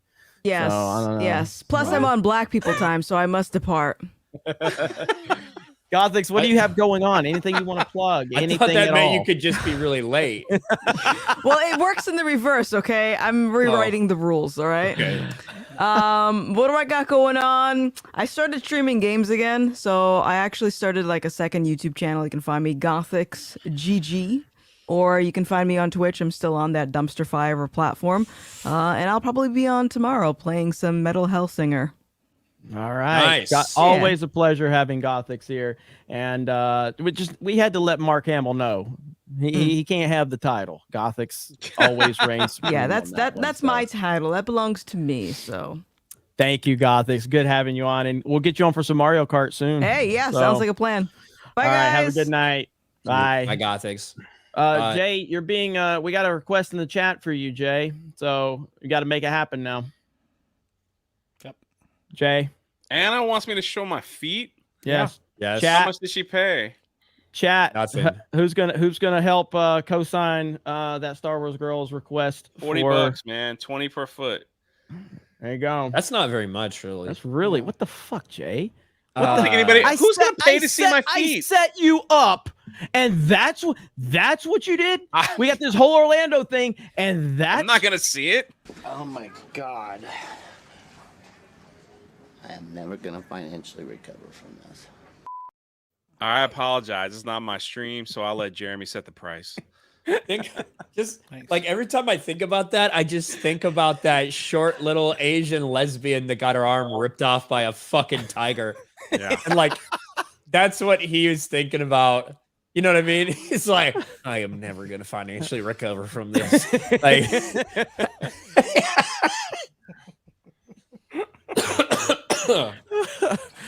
oh god, Super Mastermind said. There's "I hate 20. you, Anna. Wait, what?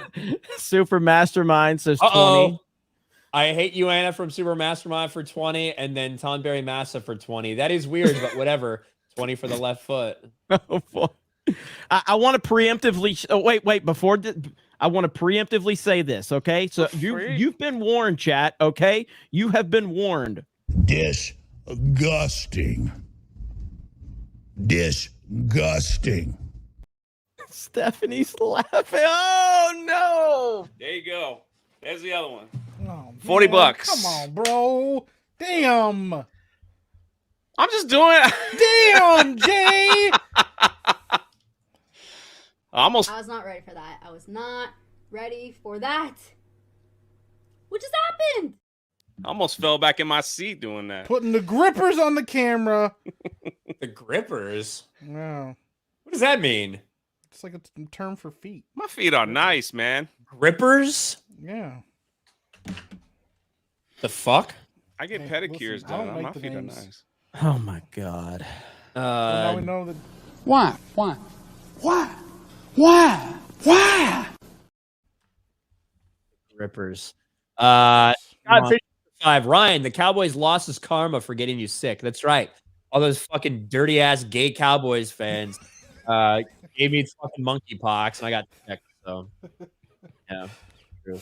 What are you laughing at? My feet? No, you're going off on Cowboys fans. Oh shit. Here's 20 to not do that again. Yeah, I'm good. I'm good. Effing Dave for unfortunately, he has his toenails are like 7, like I don't know, it's like 7 inches long. Like they're just like they're curled. Your toenails are like 7 inches long. They're not, dude. It's They're not. horrible. It's fucking horrible. Like one of them looks like the The Geeks and Gamers grippers. logo. It's just all curled up and weird. I did clip my toenails in your bed the last time you were down. I wasn't prepared for that one. I didn't think about that for a minute. Everybody just looking at you guys judgmentally, not just nasty. Rippa just put in a private chat. He's quitting the show. He said, "I run a respectable company." No, Jeremy wasn't there. Jeremy was driving to wherever.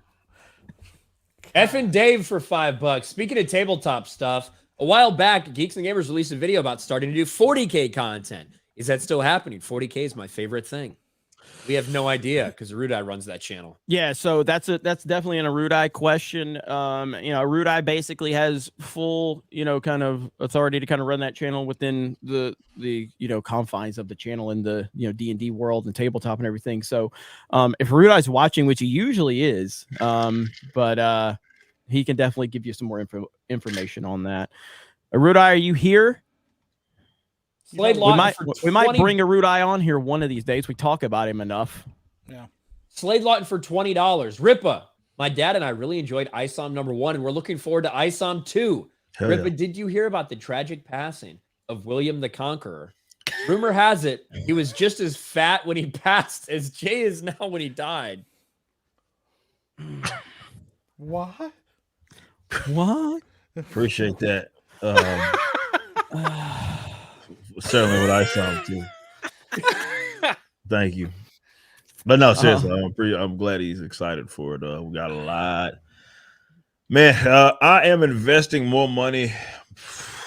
Let's just say this. I said this publicly today that we're taking more of a financial risk with ISOM 2 than we are with 1. Like there's something that we're working on that I'm going to be spending a lot of money on to release alongside ISOM 2, and just in general between the upgrades that we're having really across the board for the company. This one's going to be even more riskier, but I have no doubt in my mind that it's going to pay off. It's kind of, that's the old saying is it take money to make money. There you go. Yeah. Looking forward to it. Marksman for $10. Yo, has anyone seen the Nicole Arbor video? She dropped Daily Wire footage given to her by employees who quit over Candace Owens. It's bad, like leftist backstabbing bad. Owens was and is a clown. I'm not the biggest Candace Owens fan. And if you're looking at Candace Owens' history and stuff, there's a lot of stuff there. Nicole Arbor, I would recommend every single person look into her backstory. Every single person should be aware of who Nicole Arbor is. Well, I will say with Candace Owens, I've always kind of liked Candace Owens until this recently. And mainly because she took a shot at my boy Trump, but then I didn't like her response on Daily or on Timcast. It felt like I thought she had some good substance there, but I think Steven Crowder did a great job of basically saying, like, what did he say? He referenced like maybe this is what a wife shouldn't do to get her husband into a bar fight or something. Yeah, like that's kind of like I've talked about this a lot. It's like it's just inherent in our nature in society. Like men have a very wide range at which we can speak and people will take it seriously, even if you're being an asshole or like whatever. Women have a little bit smaller range from where you get taken seriously to when you just get called a bitch. You know what I mean? And sometimes Candace goes over that line and just sounds like a fucking bitch. And that's just the way the fucking world is. That's the way that people listen to and interact with men and women. And just the reality of the situation. Yeah, and I'm aware of like Candace Owens and the site she used to run and all of that. I tend to give people the benefit of the doubt, so I've known about that for a long time. But she's she's kind of living up to her reputation recently. I'll just say that. Yeah, but yeah, Nicole Arbor. Looking at how many times she's remade herself. Matt for $5. The Simpson bots on both sides are unreal. I agree. CJ for 5. Jeremy, I appreciate you always putting out your genuine opinion, even if it isn't always popular. Same with the rest of you guys. Hail. Thank you, CJ. Thank you. Always will. Just part of it, and that's always going to upset somebody at some point in time. I don't look to upset people that subscribe or support these channels, but ultimately, when you get to certain levels of numbers on whatever, I mean, like D-Day Cobra, that channel has been primarily built off of politics. There's been some entertainment stuff over there, and recently I've moved away from the heavy political stuff and more like entertainment stuff, but that channel's been heavily political. And so, yeah, it's obviously going to upset some people when you have such a divided topic like this. I don't go out of my way to try to upset people, but I'm also not going to go out of my way to not upset people. People are going to get pissed off no matter what you do. You might as well just be authentic when you're doing it. Captain High Rule for 20. I usually like to watch these streams the day after so I can listen to them while I work. Last Wednesday was a pretty shit work day for me. And you, Geeks and Gamers, were the only thing keeping me from having a brain aneurysm. Well, I'm sorry you had to tune in for the first hour of this then. When we talked about all the Daily Wire shit. But thank you. Well, but I will say, I think a lot of you are going to enjoy the next few months of Geeks and Gamers content, and we're gonna bust our ass to entertain the hell out of you, and we'll keep giving you what you know us for as well. But we're gonna add some different stuff that I think, from a team standpoint, it's gonna be a lot of fun. Hopefully we see more super chats from Captain Hyrule in the future and didn't actually get a brain aneurysm for the first hour of the stream. Marcus Henry for $10. I'm spending money to tell Jeremy to fuck off for taking Daily Wire's side. Thank you, Marcus. Thank you. Gerald Armstrong for 5. As far as this Mark Hamill situation, I look to a quote from Godzilla vs. Kong. Let them fight. Let them fight. That's what Ripa said. I will say, shout out to you. Chat a few people in the chat, and then Dan Vass said it's 2019 Jeremy, mainly because I don't have the RGB lights. It's also, it's right back there. But this is also like the first time I've worn the blue old school Geeks and Gamers hoodie. I haven't worn this in years, and I did it because it was kind of, and a couple people picked up on it. So yeah, because the lights are in Orlando. So I haven't seen anybody pick up on it in the chat. Dan Vass did, and a few other people. So go fuck yourself, Ryan. What did he say? 2019 Jeremy? Yes, just on the motherfucker. No, but did he say that because of the background or because of the shirt you're wearing? No, Dan Vass knows what's up. Because of your shirt? That's what you're. He that's recognized what you're claiming? the background, and then I'm saying the shirt was an added bonus. Okay. Well, all right, that's where you lost me, because I agree with the background. But I don't the whole give a fuck shirt about thing is like you. some people picked up on the shirt I was wearing. I didn't like, fucking no, say that. Didn't. The background people. You have no right to talk about background, period, at this point. Yeah, I do. What are you talking about? Fuck you. Go. Hayden for $20. Hail TNME. Great to see everyone tonight, and I hope everyone's having a great stream. Girlfriend and I are going to the movies this weekend for the first time in a year. What are the recommendations? No Avatar, though. Go see Puss in Boots: The Last Wish. Yes. It's so fucking good. That's what I would say. Or Plane. Definitely not A Man Called Otto, or Josiah will be upset with you. Yeah. War Machine for $15. Thank you. Floki the Mad for 5. Things said at the beginning of the streams why I have love and respect towards G&G, F&T, and the Fellowship. You say how it is. All hail. Thank you, Floki. Thank you. Fearless Leader for 20. What do you think will happen in the streaming industry after it bursts? Also, what is the plan for the Epicverse to succeed in this situation? I don't entirely understand what Epicverse is. Please explain. Academics, please respond. Well, first of all, these streaming services are going to fall apart really fast, and it's going to be really embarrassing, and then probably just going to be two or three of them. Oh, am I really that low? Yeah. There's going to be like 2 or 3 streaming services that will probably just pick up the pieces of these companies as they fall or go under one by one. But no, Epicverse is a production company that me and Josiah started, and we're working on making good content, like independent content that isn't, we don't have a bunch of hands on it. Me and Josiah are the ones that, are looking at this stuff and trying to write good content and write good stories for you guys. We've also been, cultivating a team of people that we think are going to be able to bring to us like good stories and put out good stories and stuff like that. There's gonna be a lot of different stuff. I can't say exactly everything we've been working on. We did a project with Ryan, which was awesome. We did a project with Jay, which was awesome. And so the hope is that as we work on more projects, we get people involved, people that you've seen, people that you're familiar with, and get to let them showcase some of their talents and their abilities, and hopefully one day become a hub for people to make content that they want to make and not have all the red tape that Hollywood puts on everybody to do. So yeah. David Murdoch. I think it's Rupert's brother. I wanted to see how long anybody was going to not say anything. Sometimes I like to see. Well, but I'm excited about the epic verse. I'm excited with what Josiah and Mike are going to do. The more Josiah grows his channel, the better that's going to be for epic verse.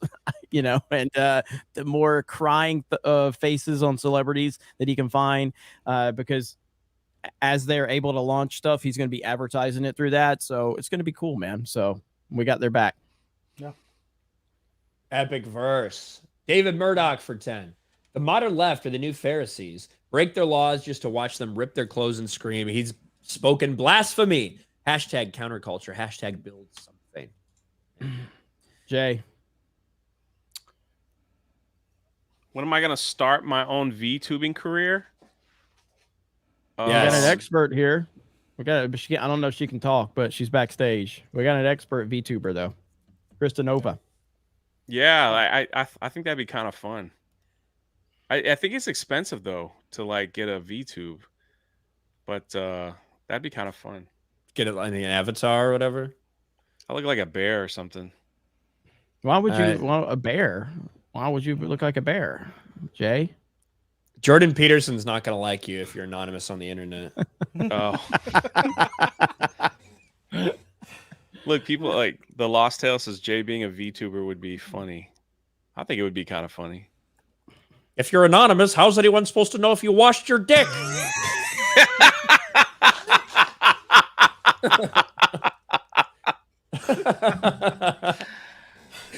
That'd be funny. I don't know. Like somebody like said here, we've got a couple options for it to be a VTuber. I think the best one. Pretty good though. Pretty good, Ryan. So good. That's pretty good. I can see him saying that. Yeah. Tyler Fisher did a fucking hilarious Jordan Peterson. Yeah, he did. It was great. I gotta look that up actually. He did a good Ben Shapiro. Bring it right now. Too. Bring it now. I'm going to. Oh my gosh, that was so funny. I was not expecting that one. Ryan needs to make a channel where he just does impersonations. And he needs to start with Josiah. He just needs to make Josiah videos as Josiah. Imagine starting a channel where you're impersonating influential famous people, and I start with Josiah. Yes. Just start with Josiah's, steal his thumbnail, and just put it on the clips channel. Just take his script, just redo Josiah's videos. They're only like 2.5 minutes long anyway. It's not like it's gonna take a lot of work. Is Twitter like down for anybody else? It's working for me right now. No? Mine's just fucking spinning. But all my other sites work fine. Yeah, it's good. Let me open an incognito tab, I guess. Maybe somebody came after me. Let's see. Oh, cool. Lives of TikTok. She met Trump. That's awesome. That's fucking incredible. Hell yeah. Yeah, I can't get Twitter to load up. Somebody else might be able to find it. Yeah, like every other website's fine. Every other website's fine for me. Steph, see if you can find that clip he's talking about. Eric K for 5. Gary had me sign a contract of being at every stream and shout out every month, binding until my death. Lucifer could not have made me that deal. Thank you, Eric K. Paul Anderson, Pam Anderson's brother. The most important thing to take away from this, if you're talking to someone from the conservative space on the phone, always have copyrighted music in the background just to fuck up the grift.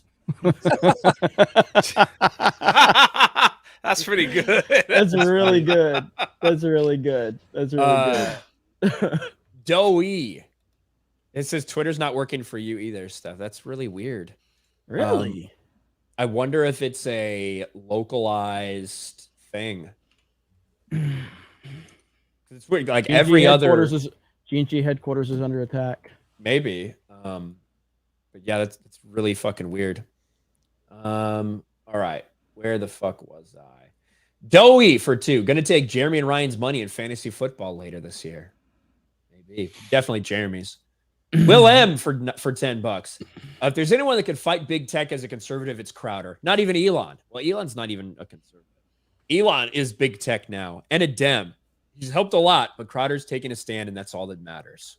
Thank you, Will. Quinn for 2. Any thoughts on Damar Hamlin clone conspiracy? Yeah, we kind of covered that one. No.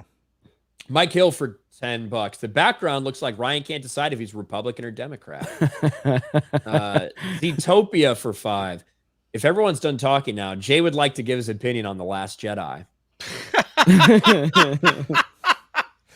It sucks. All right. That was more of a stance.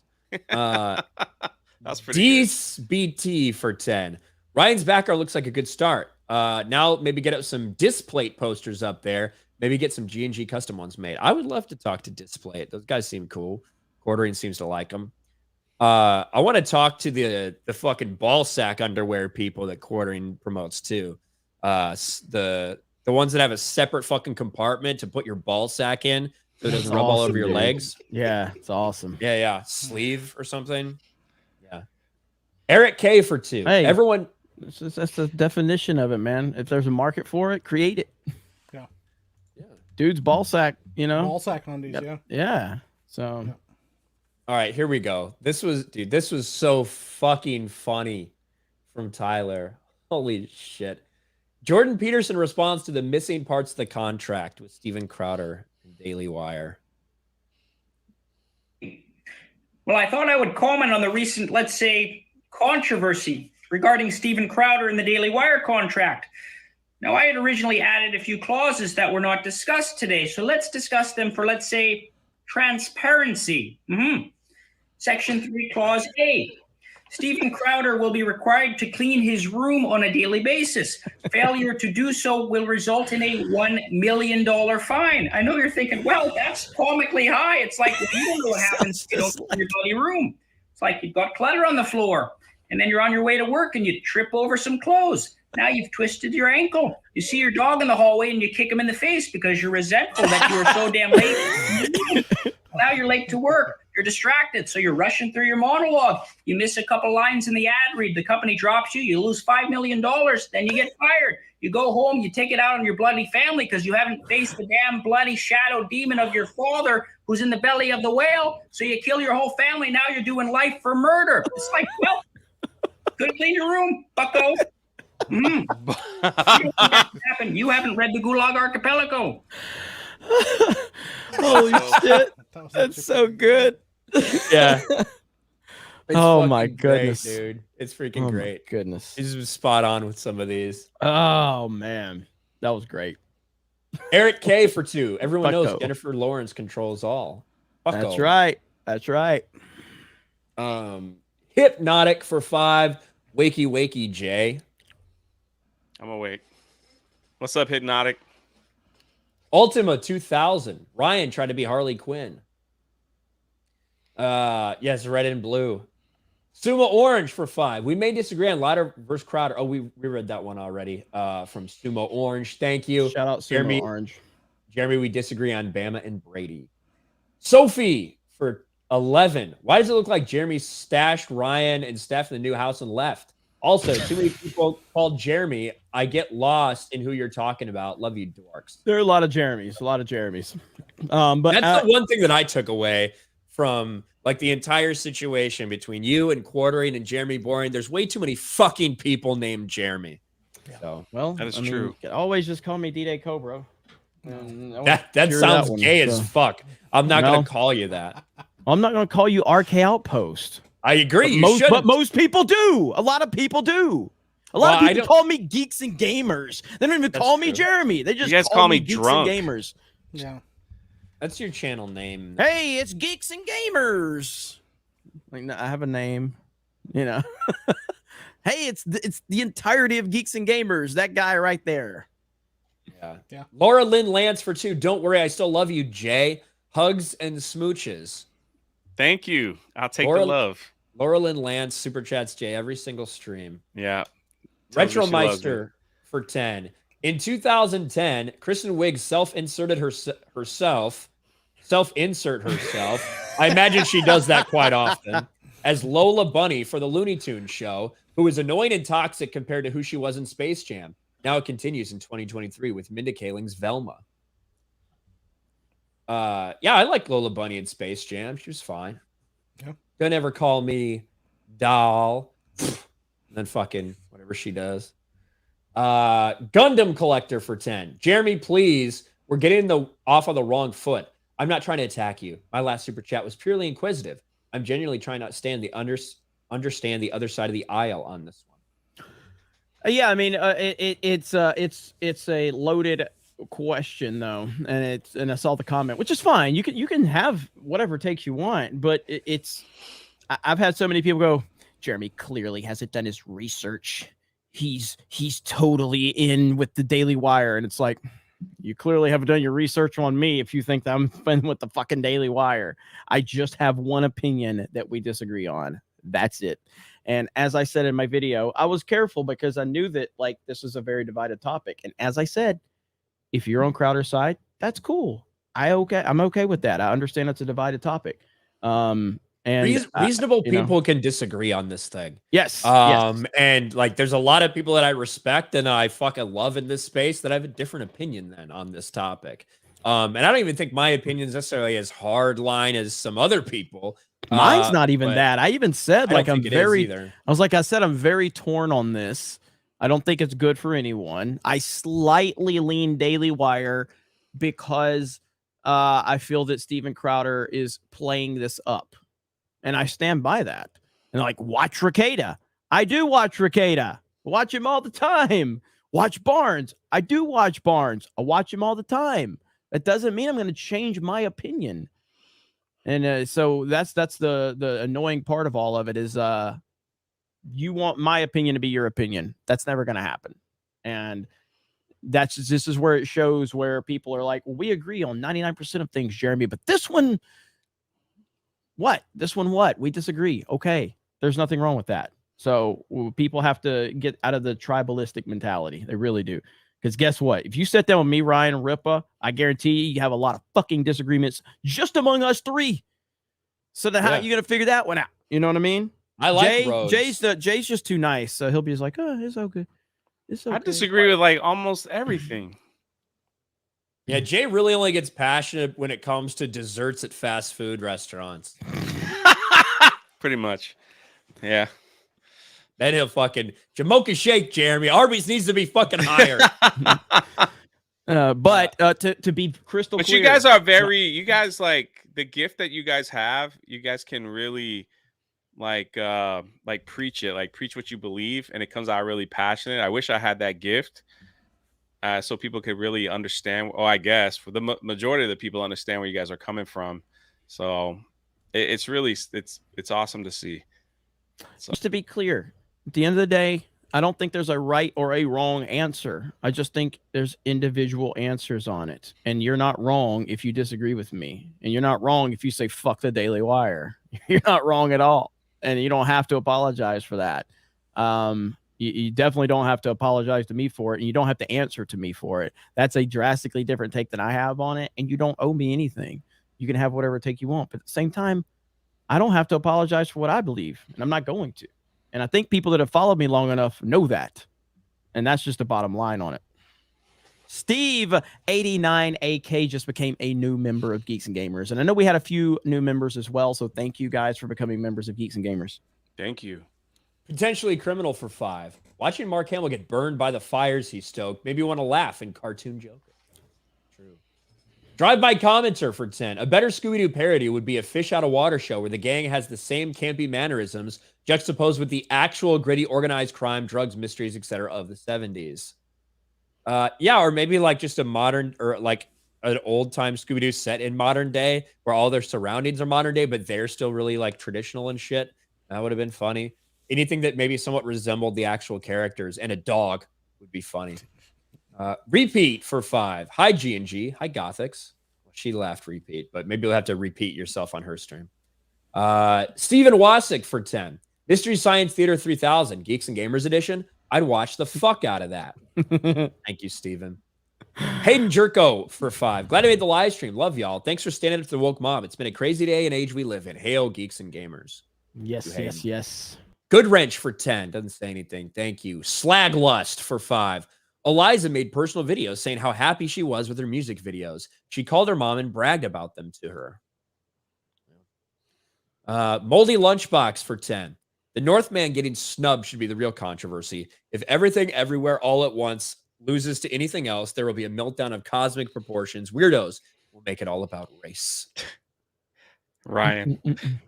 Ruin Leon is in the chat. Yeah, I saw he was talking in the about chat, but I can't find his. Talking about your backdrop. Where is he? We were just talking about you.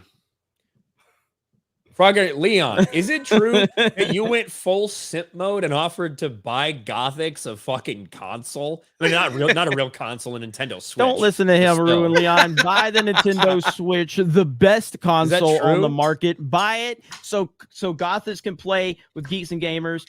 Ryan has no vision whatsoever. He's not. I'm seeing this as an opportunity.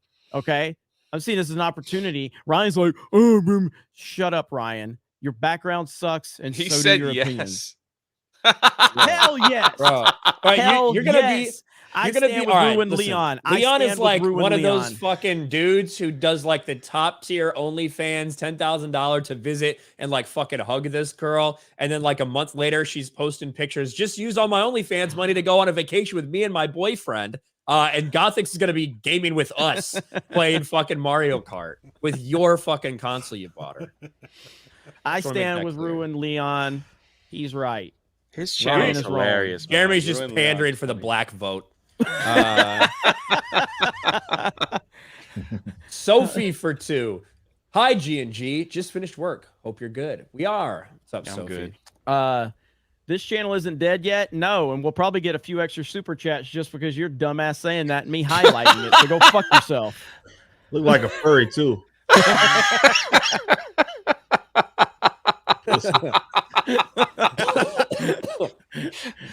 Super Mastermind for 10. Netflix moved film studios to New Jersey. Such a shame for California. Wait till New Jersey gets all the studios. Fort Lee, New Jersey, the original Hollywood. The Edison Museum still does tours. That's cool. Godzilla for $5. Some of us remember her from early My Chemical Romance days. She's considered their Yoko, who was engaged to Gerard Way. She was unhinged then as well. Yeah, I heard she started as a My Chemical Romance groupie. Was she actually known back then? In My Chemical Romance, like if you look into some of their subreddits and shit, like their hardcore fucking fan base, their following, they knew who she was. Yeah. Okay. That's crazy. That's crazy. Yes. How the fuck you say this name? Bashir for fucking $10. In this day and age, books, graphic novels, comics, and mangas are more profitable, accessible than other media. It's cheaper for the consumer. I agree that it is more profitable. I'd say that from experience. Like actually, because I want to enter into other like things, we're finding out real quickly. Like I want to go into sculpt market and all that stuff. Still, my most profitable item for sure is going to be the comic. That's just kind of how it is. So there's an opportunity there. Potentially criminal for $5. Marcus Henry, I'm spending money to wonder why this channel isn't dead yet. See, there you go. There you go. You just helped us out a little bit by coming in here being a dumb motherfucker. So I highlight it, and then Marcus Henry's coming to make you look even dumber. So thank you, Marcus Henry. Shout out Marcus Henry. So man, look at Encino Man's comment. What the heck? G&G will never die. Unfortunately, Jay's channel died a long time ago.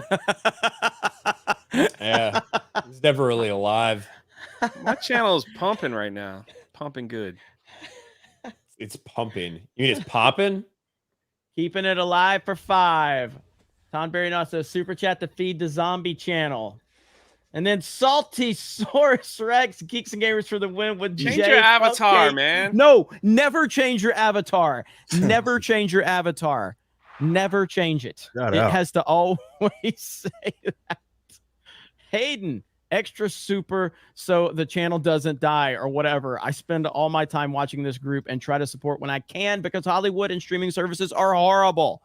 Hell yes. Hayden's been a massive supporter on not only this platform, but Twitch. So thank you, Hayden. Thank you. Also, GNG Tabletop pops in all the time. Hell yeah. The Gilk Man. Geeks and Gamers will never die. Anyone who thinks that is stupid and lost every brain cell that they ever did, if they ever had one. I'm repping all of my Geeks and Gamers merch at Fan Expo Boston when I go and nice. Shout out. Thank you. Gilk Man Thomas is awesome. Appreciate you, buddy. We got to catch up, man. It's good to see you. Potentially criminal for 5. If the video shoot was non-consensual, why ain't she going after World Star Hip Hop? Who she is attacking speaks volumes. Yeah. D head for 10. Come on, Ryan.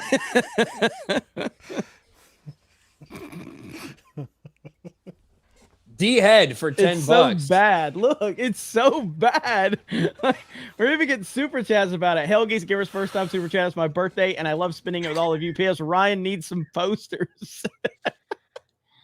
It's so bad. Like, he literally, all he has to do is hang a fucking poster. That's all he has to do. That's it.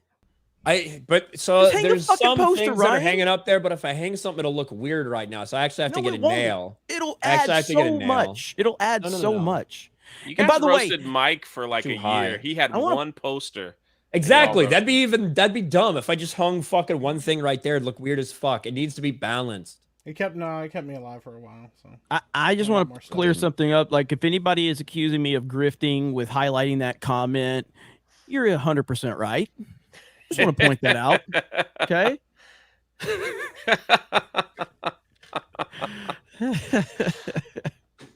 D head for 10 bucks. Come on, Ryan.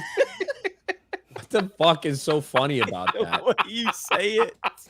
It's the way you say it. His name is D period head.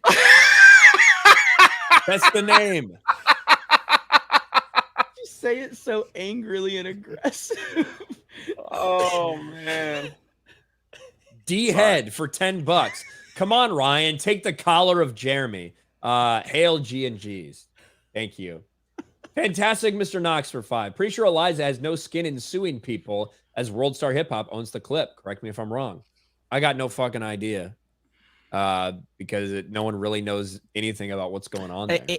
Ultimately, this is a lesson of, if you got shit in your past and just own it. Just fucking own it, man. It just creates so many more problems. The internet's going to roast you. They're just going to.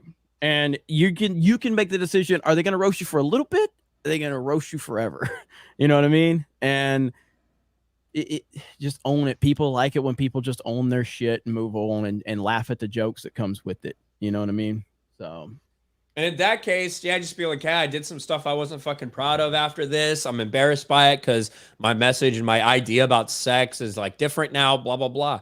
And then at the end of the day, you just had a bunch of people fucking simping over you because you're a woman on the internet. Like, and this is literally, this is literally every day, by the way, Michaela Rose. That's literally every day. Oh, welcome back to Twitter, Michaela. You got your Twitter back. She did. You got her almost 100K Twitter back. Yeah, that's just every day for Ryan. Pretty much. It never changes. 5 picoseconds for 10.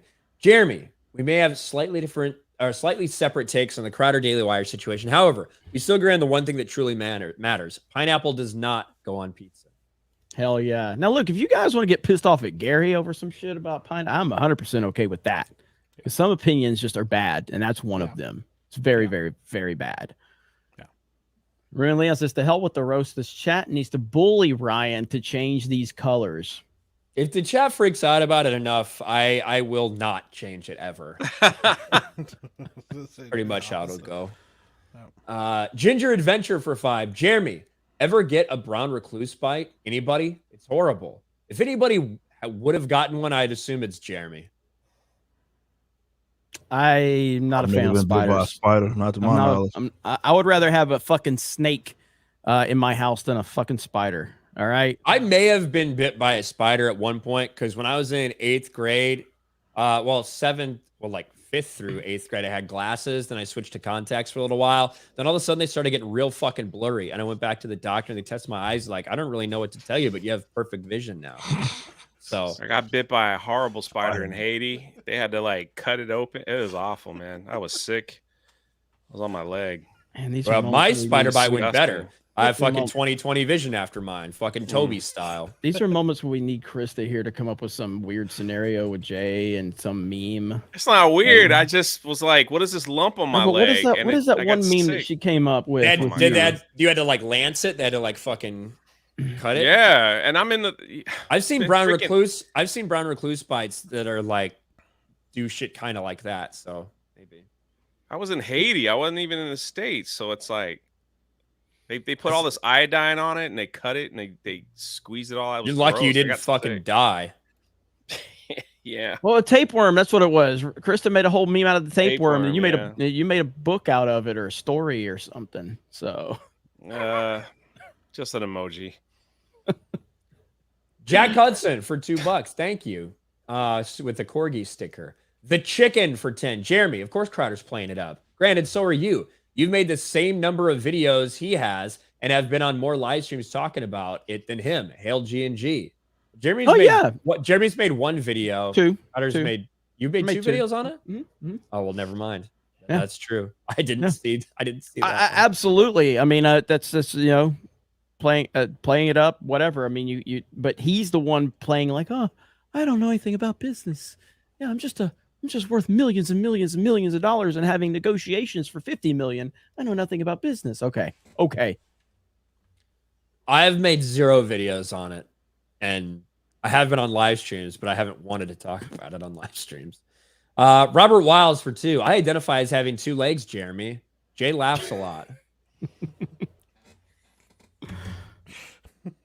Tonberry Master for 10. We read that one. Ginger Adventure for 5. What the fuck? This says 1 out of 2. 1 out of 2 supers, and I don't have any fucking superpowers as the Red Recluse.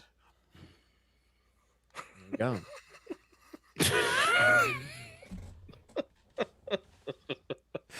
go.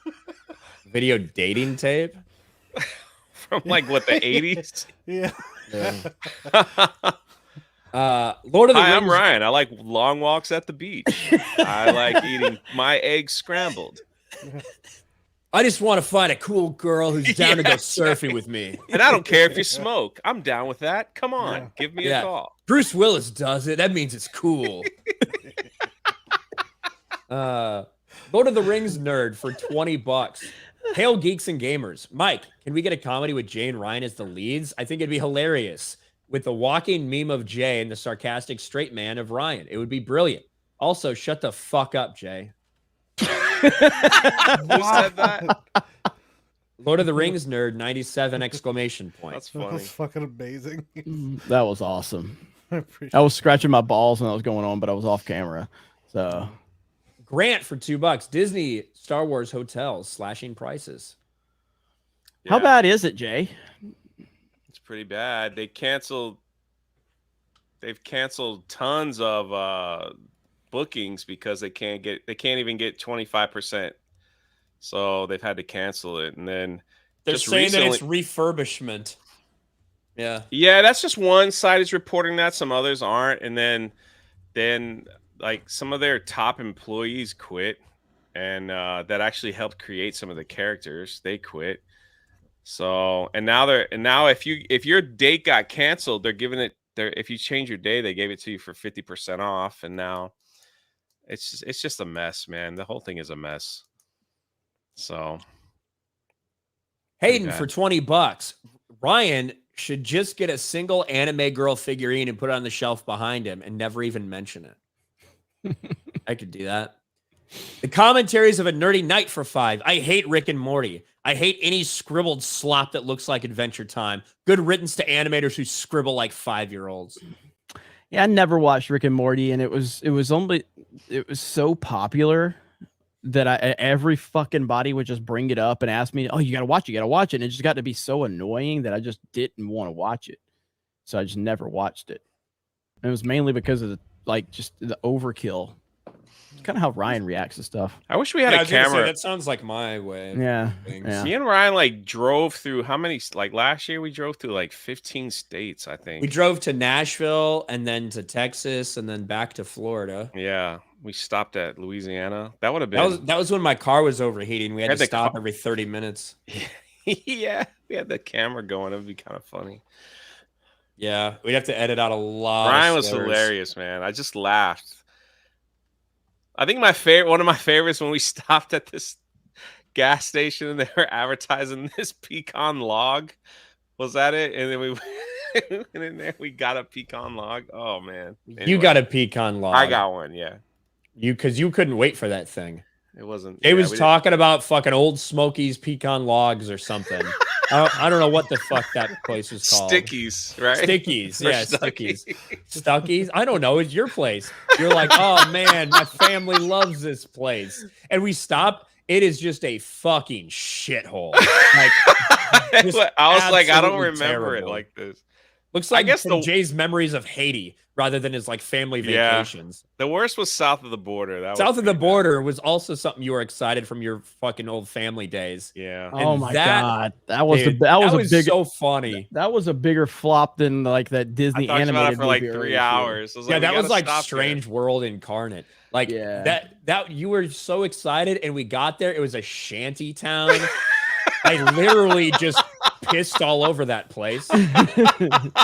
Because there's no place open, so you couldn't find a bathroom because the entire thing was shut down. Freaking sad for like. It was really bad. It was real. It brought me a lot of joy just watching you walk around depressed as fuck. Like seeing you slowly moseying around, just reevaluating your entire childhood, trying to remember if this is how shitty it was back then. Like it was, yeah, it was sad. Oh man. Hayden for $20. Just have to say the wit and humor of the chat and the fellowship is such an awesome part of everything that goes on here. Thanks for making us all part of the streams. Jay, more pirate videos. Yeah, they're coming. I just been away. I've been away, so we have one I think this week, and then next week. So I'm glad you guys like that channel. I appreciate it. It's just kind of a fun project. Sorry, Ryan. Go ahead. Rosy Toes for $5. Why is the Rick and Morty guy gone, but Ezra Miller is good? There's a lot of money tied up in Ezra Miller's movie. That's my guess. There's a lot more tied up in Ezra Miller. It might have been Gary said the best about it. Yeah. Fearless Leader for $2. Who's getting one of Shad's Titan swords? One of his Titan swords. I don't know. I got to take a look at them. Yeah, I have to look at that. Mike Hill for $5. Yellowstone's on Peacock. So on Peacock? Okay. So they changed it around. It's on Paramount. No, it's not. It's not on the Paramount Plus app. Certain seasons of it are. Certain seasons, but I'm talking about season 5. Yeah, I think season 5 might be on Peacock. Yeah. Sophie for $6. As for us in South America, we have to pirate half the series and films because things are not available in our region. And then they complain. Ahoy! You can do a pirate. You could do a pirating channel, Jay. Or a butt pirate channel. If you want to talk about Ezra Miller. Anvec for $5. Have you seen the Xbox service changes for climate change? Courtney had a video. Didn't hear anything about price changes to match the service change. The only thing for climate change that I've seen from Xbox is like, hey, rest mode's going to be a little bit different. If you're in rest mode for like fucking 24 hours or something long, the console's just going to shut off completely to conserve power to fight climate change. But that's really all I heard about it. I don't know. Jesus Davila for $2 with a sticker. Thank you. Alex Slusher for $5. Doesn't say anything. Thank you. Anvec for $5. Jay, I clipped my nails on your pillow. Jeremy's face going blank as he realized, wait, those weren't potato chip crumbs? I didn't really know how to respond to that one, dude. He got me on that one. I was completely caught off guard by that one. There's a lot of responses I was waiting for. That wasn't one of them. Aurora Uplinks for $5. Are you excited about all the secret documents in politicians' houses and garages? It's like an exciting TV show. Who knows where the next secret is? All it does for me is confirm my initial take on the entire Donald Trump situation, that it's not a big deal. This happens all the fucking time, especially for people in those high-level situations. It's just not that big of a deal. So now that we found a bunch at fucking Joe Biden's place, now that we found some with Mike Pence, I guarantee you Fucking the same shit has happened to Bill Clinton, to Obama, to every fucking body. It's like everything with Trump. If it happens to Trump, it's a big fucking deal, and it's the worst thing that's ever happened. And the media is going to cry and scream, and the celebrities are going to cry and scream. And then it happens to someone else, and it's like, no big deal. The biggest thing that should come out of it is that Hunter Biden said that he was giving his dad $50,000 a month to live in that house. That shit is where you see money like from, I don't know, money from the big guy. That's where all that stuff ends up coming from, right? When all of a sudden you see someone's paying $50,000 a month in rent for a house that shouldn't be more than a few $1,000 a month in rent. That's when you start thinking, oh, that's interesting, isn't it? The big guy. Aurora uplinks for 2. Hux from TFA should have been a Palpatine clone. That would have been better than Ray. General Hux. God, that's a name I haven't heard in a long time. Probably because I don't It's give a story shit for about those another movies. day. Yeah. Aurora uplinks for 2. Scooby-Doo could be hilarious comparing generations. Yeah, I think that would be good. Quint for 5. Help! Lizzo sank me boat. That's really good. Jonathan Coble keeping it alive for 5. We said that. Thank you.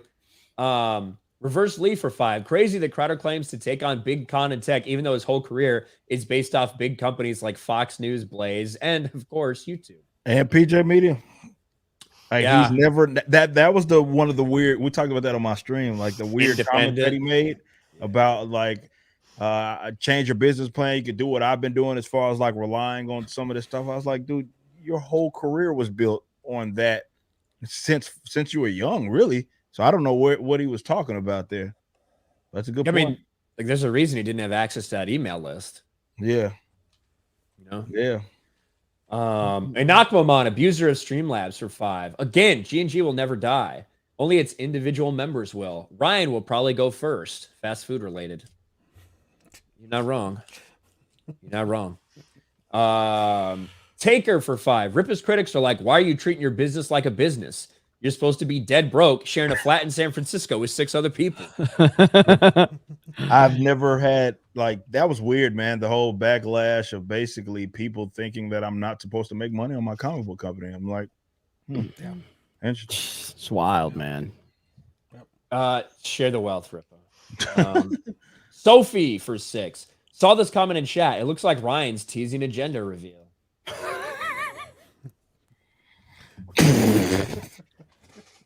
It's so bad. Is that Ripper that laughed?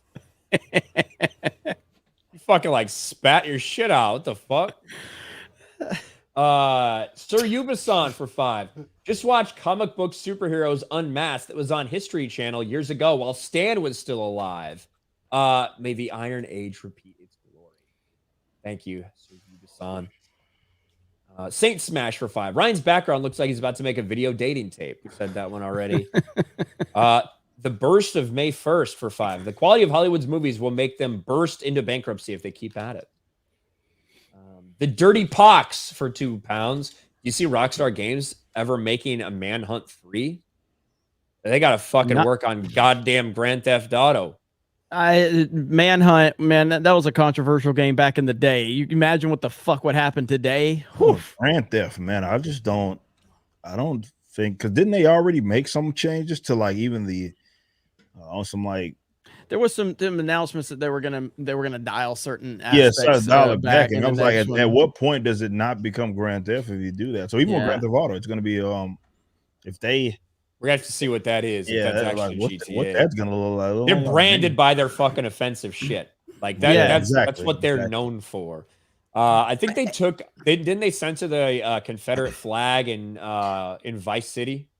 They did something. They had been doing something with both the radio as well as like some of the like they had already made changes.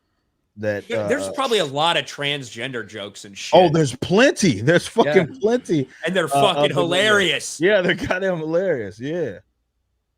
So we'll see. I know that the main character is going to be some Latina chick with a fat ass. So there's a lot of people excited about that. Lug for $5. Cleaned my keyboard and tipped out a gram of green. Thanks, Lug. Gundam Collector for 5. Steph looking goth tonight. She's giving off "I want to step on your ball sack" vibes. I kind of like it. That was good. That was That's how you good. get back in everyone's good graces there, Gundam Collector.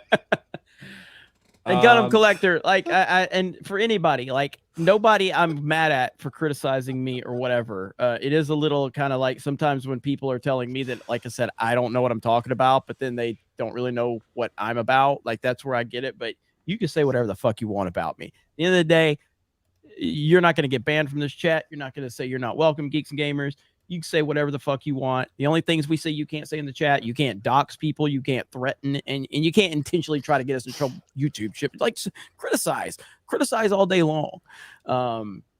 Feel free to. Like I saw someone earlier who says, I'm gonna do what Jeremy did to Tim Pool. I'm gonna just criticize him in the chat. Okay, I'll fucking join you. I'll criticize myself in the chat right now. Let's fucking just shit all over me. That's okay. Because that's the way we roll at Geeks and Gamers. Never change, Ryan. No, fuck that. Ryan needs to change his lights. You said never changed. I know. Well, whatever. Fuck you. Can't even fucking read. Samurai Vader for $3. Slade Lawton says. That's true. Samurai Vader for $3. Did you read the second Streamlabs from last week? If not, I will kick chicken. I don't know. Also, Ripa, there's something I want to tell you about the engineer. Call you later, pal. You don't fucking know. See you later. I think they died. My bay. What the fuck does this say? Hold on. My ball Zitch for $12. Glad to see the YouTuber of all time and sex icon, Drunk 3PO, humble himself and guest star on this small indie stream. Yeah, I have to do that from time to time. The little bit of Tuesday night's main event lore, but does anybody remember what the minimum number that Jay had that he can stay on streams is? You remember that? Does anybody in the chat remember it? Right? Nah, it wasn't. We're still above that number. Yeah. Damn it, Jay. I wanted to see the chat. Oh, sorry. Damn it, Jay. Again. A fucking layup. And you're still. You're going to make the layup, and he just knocks the ball out of you. It's just We're on the same fucking team. This is not okay. It's just not.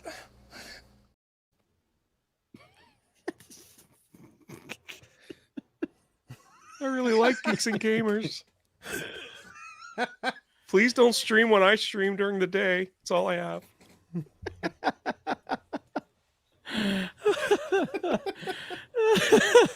Titty smacker for $3. Oh, there it was. Yes. Go ahead, Ryan. Been waiting for that super chat. Titty smacker for $3. You guys are awesome. Ryan, what's your favorite whiskey? Have you tried Howler Head before? I have tried Howler Head. John Bartolo introduced us to Howler Head whiskey.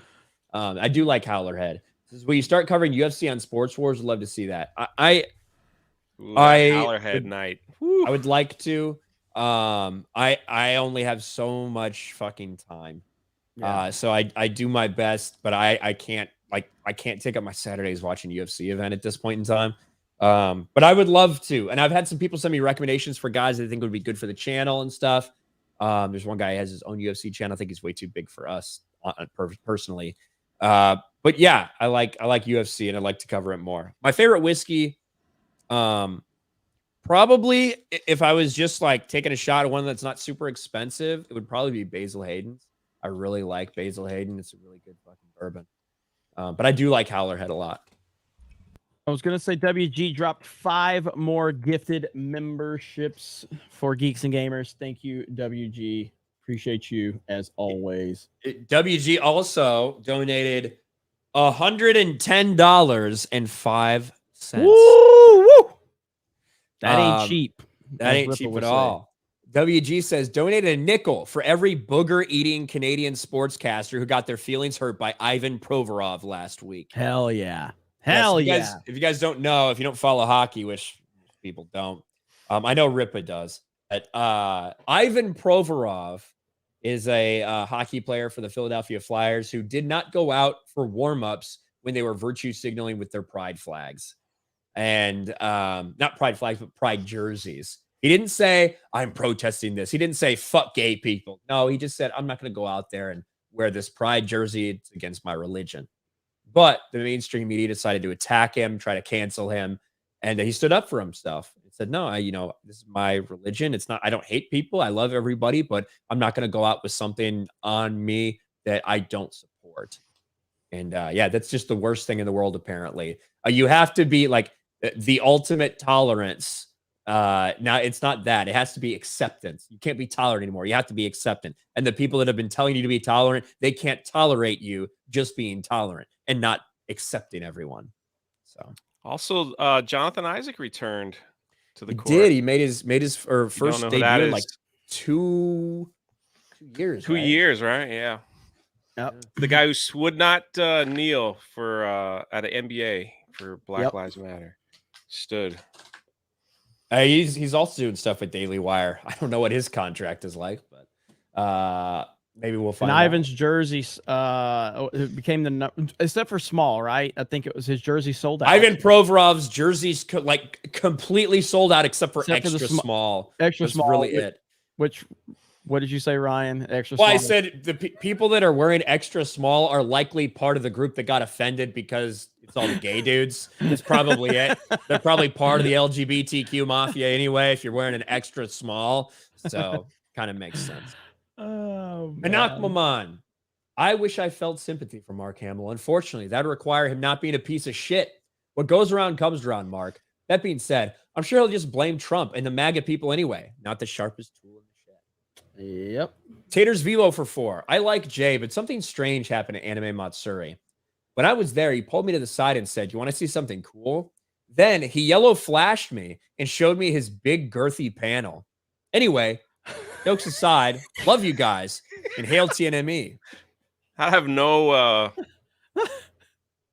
knowledge, or I don't remember that incident ever happening, but Anak Maman for 3. Encino Man. Yeah, that's Encino Man. I don't give 2 shits about the Crowder Daily Wire feud. It's gay. It's gayer than Bruce Valanche. It's gayer than Bros. It's gayer than Bryan Singer's pool parties. It's gayer than Bruce Valanche reenacting Bros during a Bryan Singer pool party. I'm done. I mean, I don't disagree at all. JM Elite for $5 on Odyssey. I tried pineapple on pizza for the first time tonight. I'm sorry, boys. Got to side with Gary. It's pretty good. Oof. Wait, is this from like? Hold on. Oof. This is from last week. Okay. Well, there's Max, and I agree with what Max said. Congrats. If Max had an actual avatar instead of just the stock M, I might fucking consider it actually valuable. Yeah, we read these ones from JM the Elite Fan last week. Because I remember this. Hey Rip, I heard Lot's wife died. From what I heard, she was pretty salty about it. I definitely remember that one. Over on Rumble, my goodness, Rumble sucks today. Why? Don't be mean, bitches. Yeah, I think that there was a problem with Rumble earlier. It was getting DDoSed, from what I understand. That's what they came out and said anyway. So we've had around 300 people watching. Yeah, I do imagine. Yeah, we got a Rumble rant from the Clear site that said, "My goodness, Rumble sucks today." Let's see. Why don't be mean, bitches? That's what it says. That's what I just said. So, well, I didn't hear that part. Fuck you, Mr. Landlow 98. Did you get that one? $2 Rumble no. rant. Okay. Rockstar Games, unfortunately, was going woke around Red Dead Redemption 2. And so is censoring things in newer versions of GTA 5 and the Trilogy Definitive Edition. I don't think there's anything really woke about RDR2. And you get to fucking beat the shit out of a woman that's asking to vote. I would like to know what was woke about that. Yeah, I didn't think maybe there was some marketing that was with the game itself, not to my knowledge, and then Reignited Republic says, Ryan, are you aware that your background is the bisexual flag? I don't think that's true. This is red and blue. I don't think that's what the bisexual flag is. It looks more like France, which is kind of gay, but yeah, other than that. Where am I? JM the Elite fan. My sole goal in life is to become as much of a badass as Jay. My guy shows up in Mario Kart, grabs the dub, refuses to elaborate, and leaves. Move over, Andrew Tate. Real alpha male energy. They were at Rolo's house. I went top to go, D. Well, I went to go J. see Ryan. Ryan was live, and then he didn't hear me that I was in the house, and then I was like, let me just drive over to Rolo's. I was pounding on the door. They wouldn't let me in. They let me in. I sit down in the chair. We win the race, and I leave. Mike dropped it. Kind of exposed the fact that I have the fastest setup, so I don't know. It was pretty fast. Yeah. JM the Elite fan. If Gothix ends up getting a Switch, I highly recommend Xenoblade Chronicles. Contains a ton of Abrahamic Christian themes. Awesome gameplay and a great story. They're JRPGs, so I don't know if that's your cup of tea. Yeah, I know a lot of people like Xenoblade Chronicles. Not my Mark style the of gaming, Cyborg. but yeah, Mark, big fan. JM the Elite fan for another $5. RIP Jay, that shit's going straight to Wiki feed. He broke Jack Murphy's rule, though. Never have your chin and heel in the same frame. I wonder what my rating would be. Right now. Just wait. Probably low. All right, we got a bunch of member chats and stuff like that. The Gilk Man, love everyone at Geeks and Gamers. Keep being incredible. Thank you for making it safe to be a geek again. Hashtag free the quartering. Hashtag free Brittany. Free the quartering. Free Brittany. Xanaximus with 5 gift memberships. Thank you, Xanaximus. War Machine's a member for 5 months. Kangarooster's a member for 9 months. Hail, TN Tuesday Night's Diversity Event. Quinn, member for 2 months. While I think Jeremy's wrong about Crowder, I'm still a subscriber because you make entertaining content. That's what it means to be conservative. Thank you. Beastie Man for 2 months. Hail, G&G. Lord of the Rings nerd, welcome to Geeks and Gamers. Thank you. Matt, member for 8 months. My power's out. Some small tornadoes here around Houston. Well, hope you stay safe. Hope we hear from you again. There's some terrible weather here in Pensacola. It's like I come to Pensacola and fucking bad storm again. So we'll see. But I'll be back in Orlando. Aurora Uplinks, welcome to G&G. Thank you. Soldier Spirit, welcome to G&G. The Under Armour Gamer, member for 14 months. The makers of Rick and Morty are bad. They're nasty people. Yeah, I mean, I don't really like the show that much. So, what's their public stance on Trump? That's all I need to know. All that matters to Jeremy. That's all I fucking care about. It's not that I care. To be clear, I don't care what a person's opinion on Trump is. But if you make your public persona about hating Donald Trump, fuck off. Okay? If your entire online identity is I hate Donald Trump, or put it into your, your social media, or your whatever you're creating. If that's your identity, you're a fucking freak. Fuck off with that shit. Bottom line. Speaking of, we do have an update from Ben Shapiro. Okay. Obviously, you have to respond to the Crowder situation. It is an absolute mess. What went down should not have happened. The contract should not have been seen by the public, which is why you have to protect your important online documents by using ExpressVPN. That is awesome. Secure. Use the code Ben for 20% off. It was a solid friendship, so it's always hard to lose a friend. It could be one of the hardest things in life, but one thing I did not lose was sleep, because I slept off this treacherous week on a Helix mattress. They're incredible. I use them every night. I woke up feeling great. Make your next publicity nightmare a dream with Helix.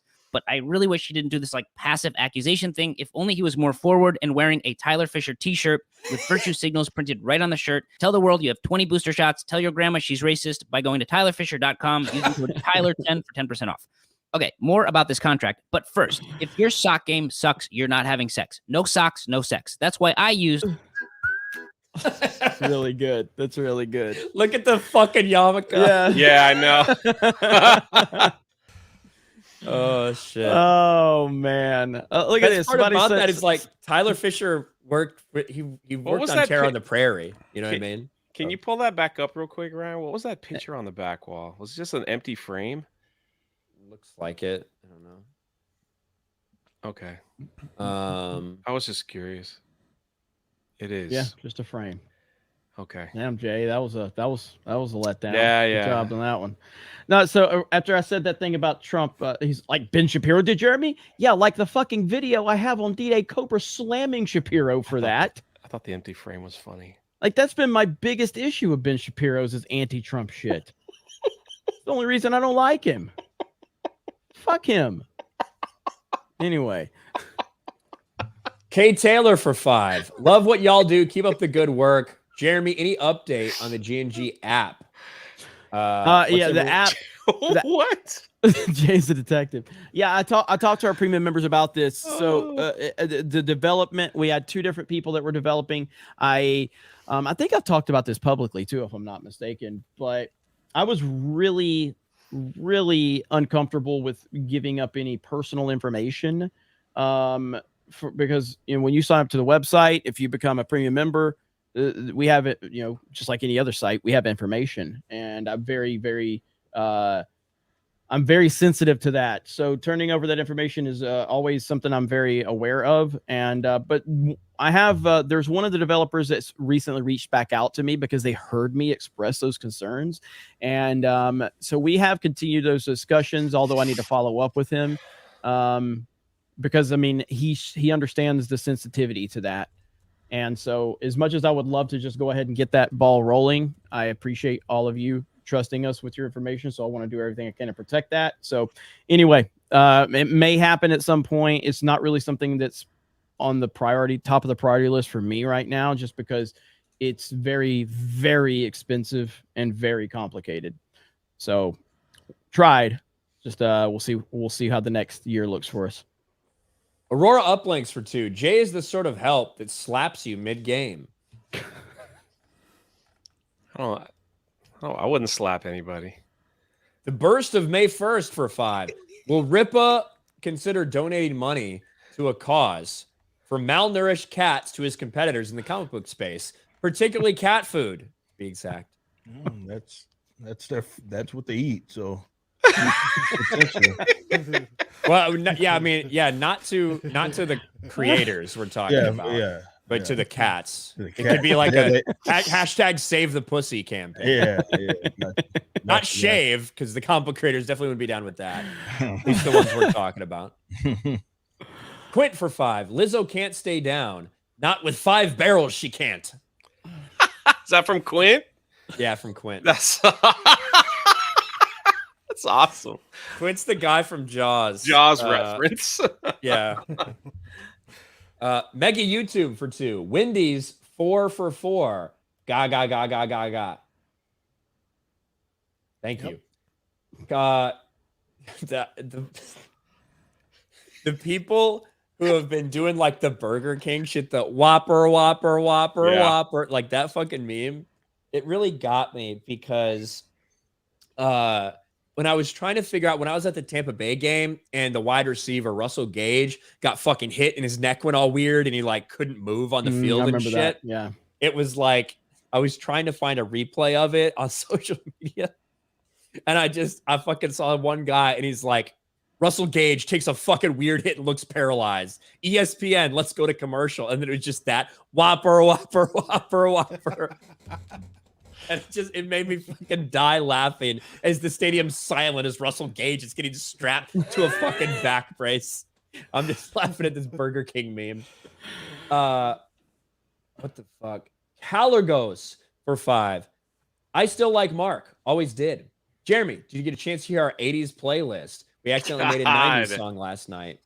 I did get your email, but I have not listened to it yet, but I did get the email. There you go, Jay. Damn, bro. Come on, man. Damn. At least my feet are clean. Damn, bro. That's when I almost fell in the chair. That's really bad. Bro. That's really bad. Ugh. Damn, bro. I'm going to have a nightmare about that. But yeah, I did get your email, and I will be checking that out. So thank you. Anthony gave me for $1. I don't like that. It's gross. Titty Smacker for 3. Is Sean O'Malley... It's his fucking name. I know, it's great. Titty Smacker for 3. Is Sean O'Malley the guy you were thinking of? I feel like he'd love to talk to you guys. I'd love to talk to Sugar Sean O'Malley, but I was talking about content creator. Titty Smacker. Hernandez, professional accountant. Yes. Hit the like button. Yes, this has never been. This has always been a thing. I have hair. I actually shaved my head today, though. I cut almost all of it off. But yes, I've always had hair. The SJWs on Twitter think I'm bald, which is nothing wrong with being bald. too. Stone Cold fucking Steve Austin's bald. Like, if Jeremy were to shave his head and donate to a cancer patient, they'd fucking reject it. Like, that's how bad his hair is. Right. She's some fucking, like, depressed motherfucker who goes bald because they're going through chemo. They got leukemia or some shit. They hand him a fucking wig of Jeremy's hair. They're like, I'm okay. I always tease Jeremy's hair. They say it's like the uncooked ramen noodle. Yeah, it's curly. I have curly hair, naturally curly hair. It's NSYNC Timberlake hair. No. Yeah. Where is this? Hernandez, professional accounting. Hit the like button. Let's go, Brandon. Seth Rogen's going to help ruin the next Teenage Mutant Ninja Turtles movie. Go woke, go broke. It's true. Taters Vivo for 5. Thank you guys for making me laugh tonight. The super chat about Steph being a goth dominatrix made me laugh like the J clip. Tyler, that's not true, is it? I heard he's coming back. There's no way he's wrestling Roman Reigns. Apparently they're pushing There's really no hard way for that's it. happening. They offered him a lot of money for it. Can't wait for Roman Reigns to win. Yeah. Nah, there's no way. I mean, I think 700 days now.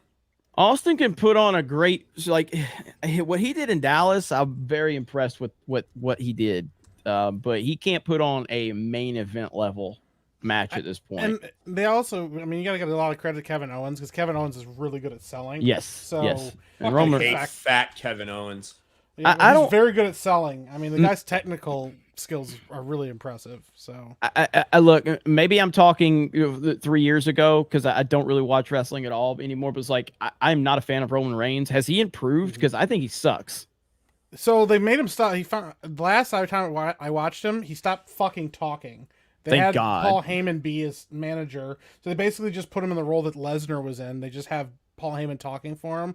I think he's just way overhyped. I don't think he's that good. So they've been pushing him for fucking years, and Yeah. now people are just like, I guess this is He's it. had the fucking belt for 700 days. Yeah, it's he insane.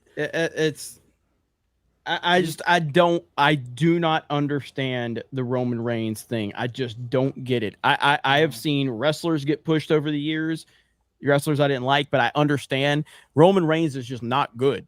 He's just not good. Now, and Mr. Big 200, Roman is money as a heel. If he would just fully embrace the heel, he's got the look and the gimmick for that. But they wanted to be a face. It makes no fucking sense to me. I think he's trash. Yeah, it doesn't make any sense, especially when you got people like Lashley and stuff around, and Cody Rhodes and stuff that could do something. But yeah, I don't know.